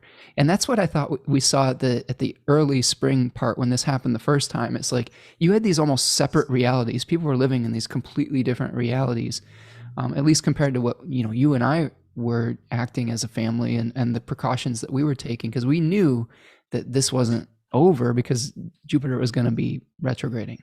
Mm-hmm. Now, that being said, Jupiter flies through Pisces. Oh, it's so fast. Like 4.5 months. That juice is gone so fast. Yeah, it's really fast. So it is really cruising right now. So I think that this could be a point in time where your dreams are actually going to manifest way quicker than you may have thought. I was listening to Andrea. I don't know if she's still here, but she was talking about, I think she has this placement natally, and that her dreams just kind of pop up. Sometimes stuff just happens.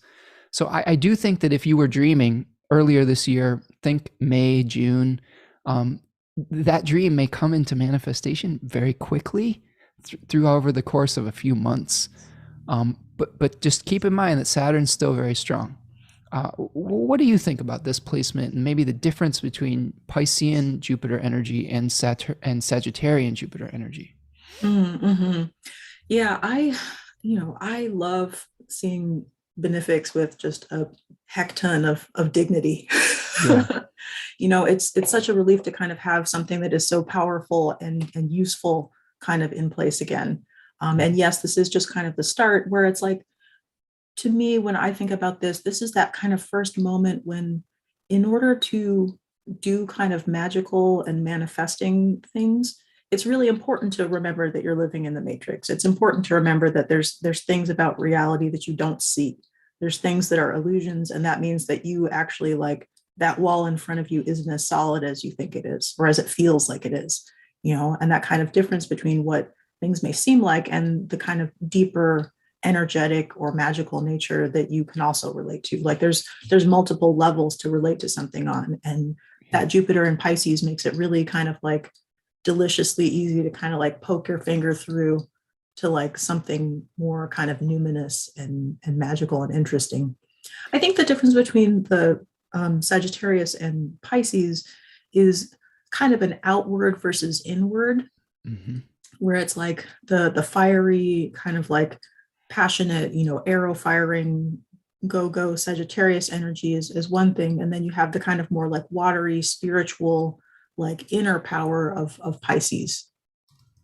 Yes. Yes. Sorry, I'm just saying bye to Dimphy here. Thanks for hanging with us, Dimphy. Hi, Nancy. Um, yeah, the internal journey versus the external one. The arrow that is physically moving through the air versus, checking out of reality itself and going on some kind of spiritual journey or mission. There's power in both. Right. Like, so be careful. I guess be careful not to get too lost in your mind or in your dream, but also realize that there is power in that visioning, that internal visioning as well. I mean, I used to be really into like The Secret type stuff and like creative visualization.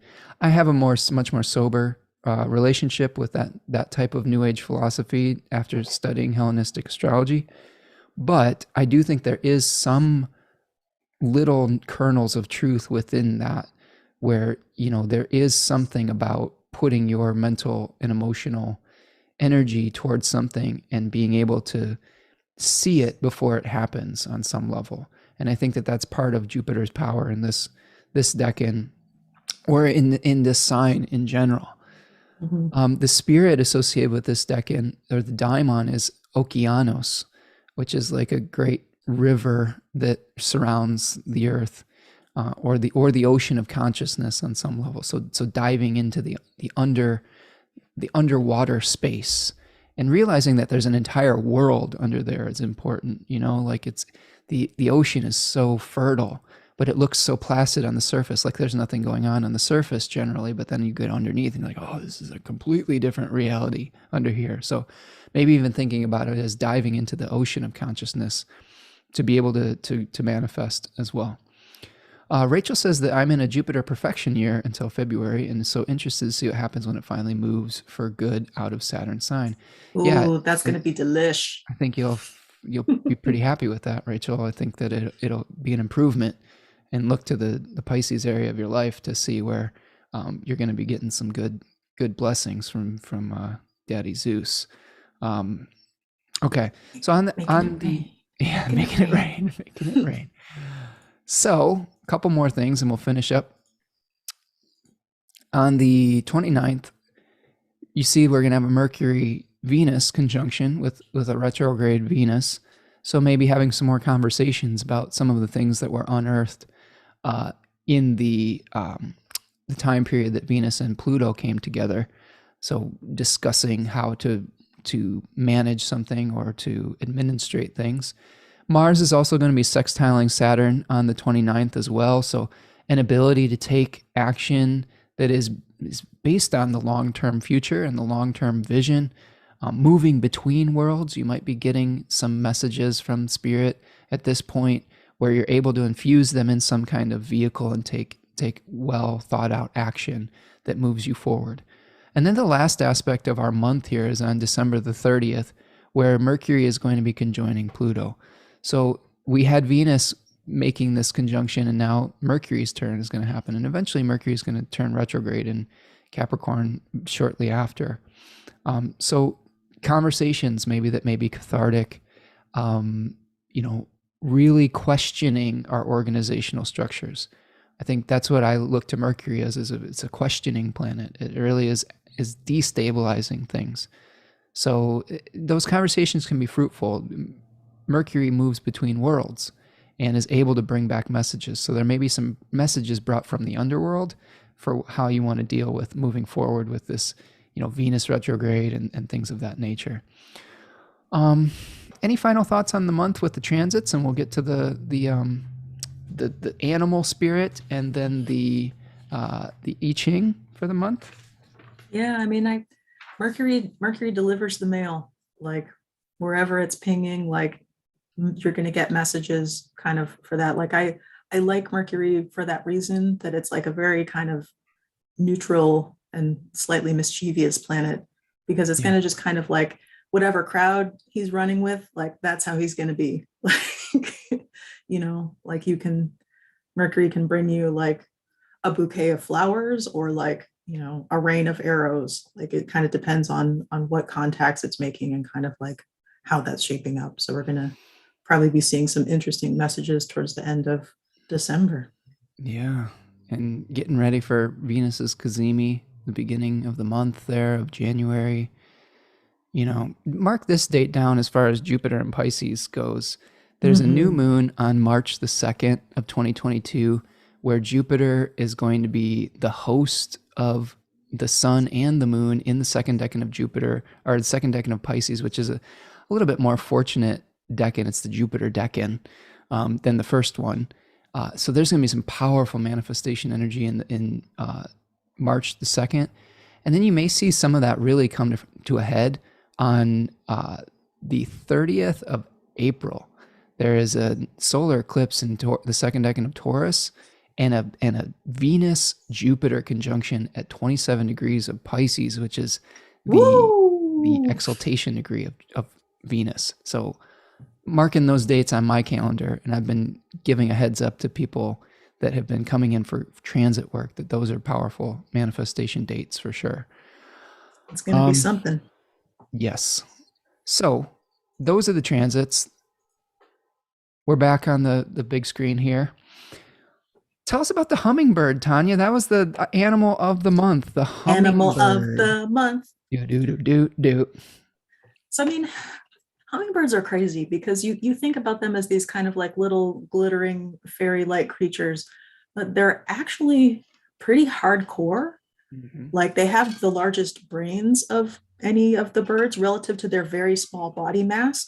Wow. And that's a big part because they need to have so much working memory. They have kind of like better memories than lots of other birds because they have to retain kind of like the paths to food sources. They have to eat half their body weight every day. Otherwise they perish because their metabolisms are so fast. So they're very, very food focused. So they have excellent memories for, the locations of things, when things are coming into flower. They also remember complex migratory patterns based on food sources, which is really neat. And they're very territorial. So the males will fight like bonkers to defend their territory because that food is so important.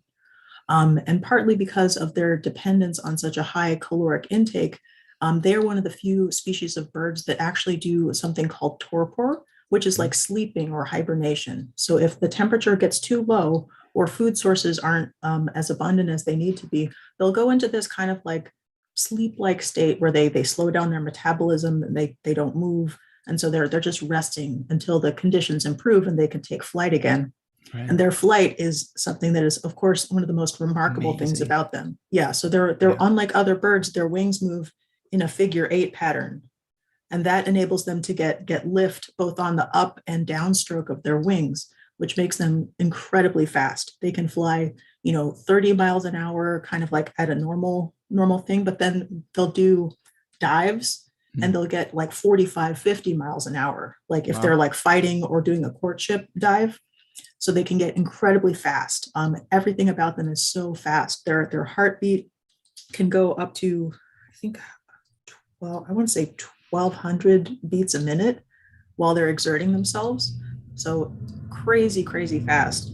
And they just have like so much to do with speed and power. Like the males will stab each other in the throats if they're like fighting. Like you think of them as these like little princess Yeah. things, but they're really aggressive. Like Yeah. they don't like other Well, hummingbirds. Rachel is saying hummingbirds are portrayed as very strong fighters in a lot of Caribbean folk tales. Exactly, That's really exactly. They're interesting. they're tiny warriors, and they're Yeah. so small. They're the smallest birds in the world. They have one of the smallest bird in the world is the I think it's called the bee, the hummingbird bee, or the bee hummingbird, and it's like it weighs like 1.6 grams, which for us Americans, like that's like a quarter of a teaspoon of sugar. Tiny but mighty. Tiny Right. but mighty. The females make the nests. They only lay 2 eggs, because they're so small. Like there's not that much room in your body for eggs. So they have two. They like, hone in on kind of like protecting their reproductive resources. So like 2 eggs, and they watch those eggs. So what I'm hearing is that they are very flexible in the direction that they can fly.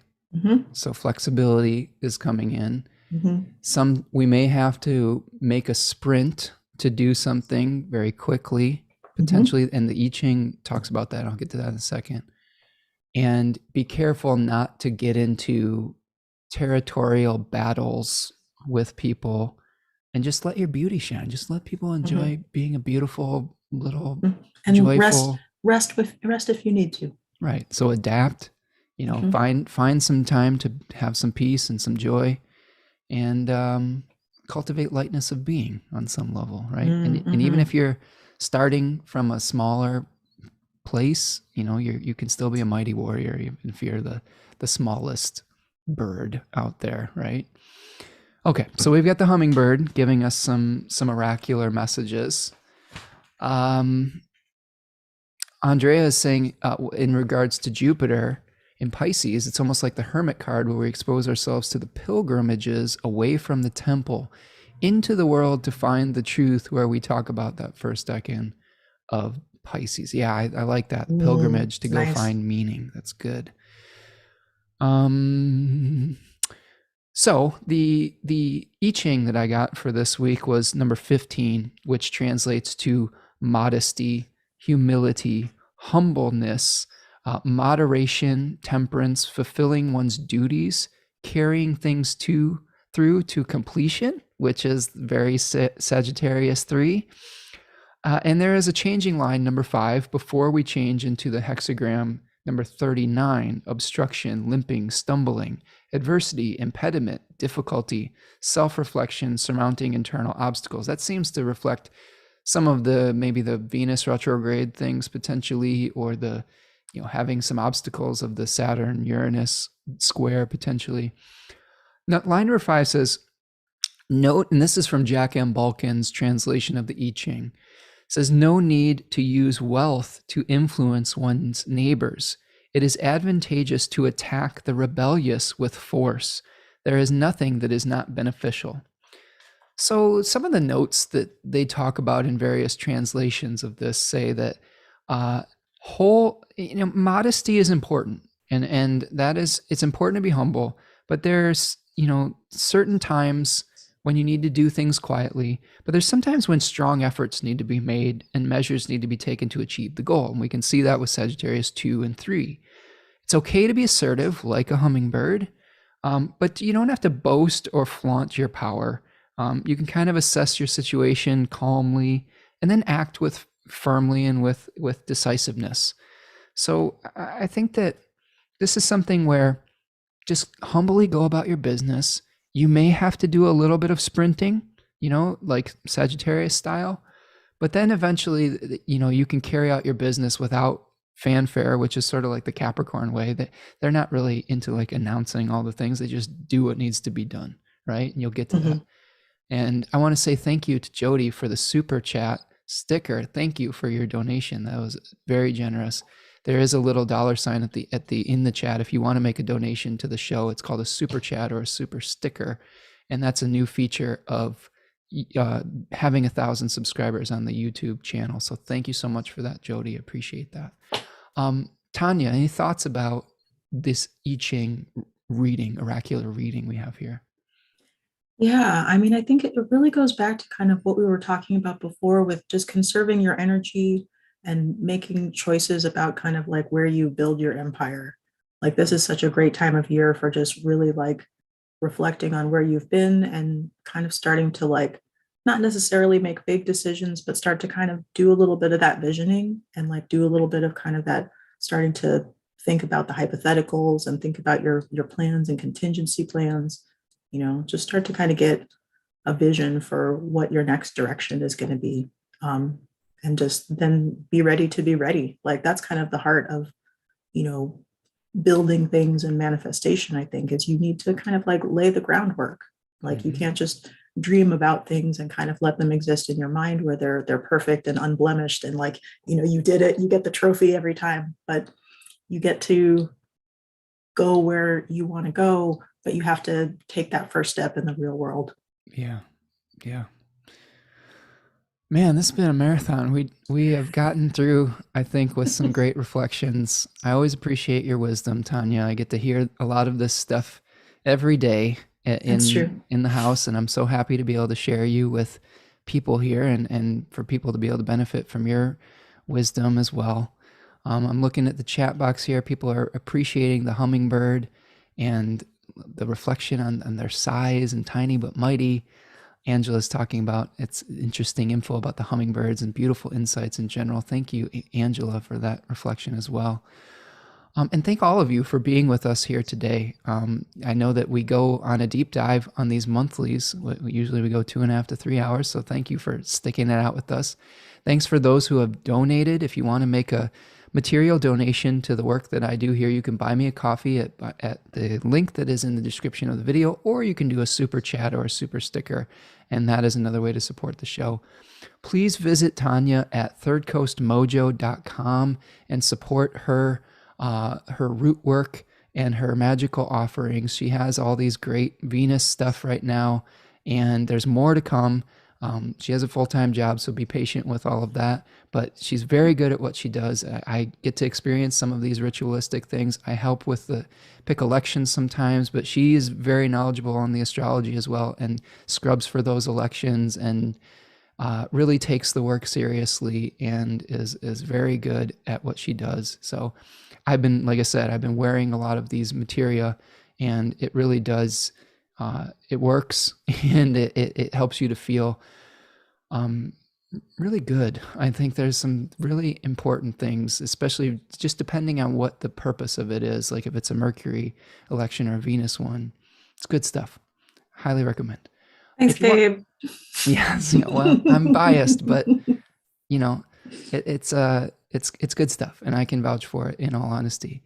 So, and if you want to reach out for a reading, my books are open for December.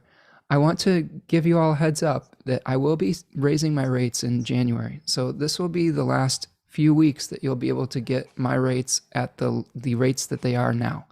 At different points of our journey here, there's things like inflation and supply and demand and things like that. I'm giving myself a little bit of a raise next year for all the work that I do. I try to pack an enormous amount of value in those readings, and so get while the getting's good before I raise my rates on January the 1st. So thank you all again. Please hit that like button, that subscribe button, share it with your friends.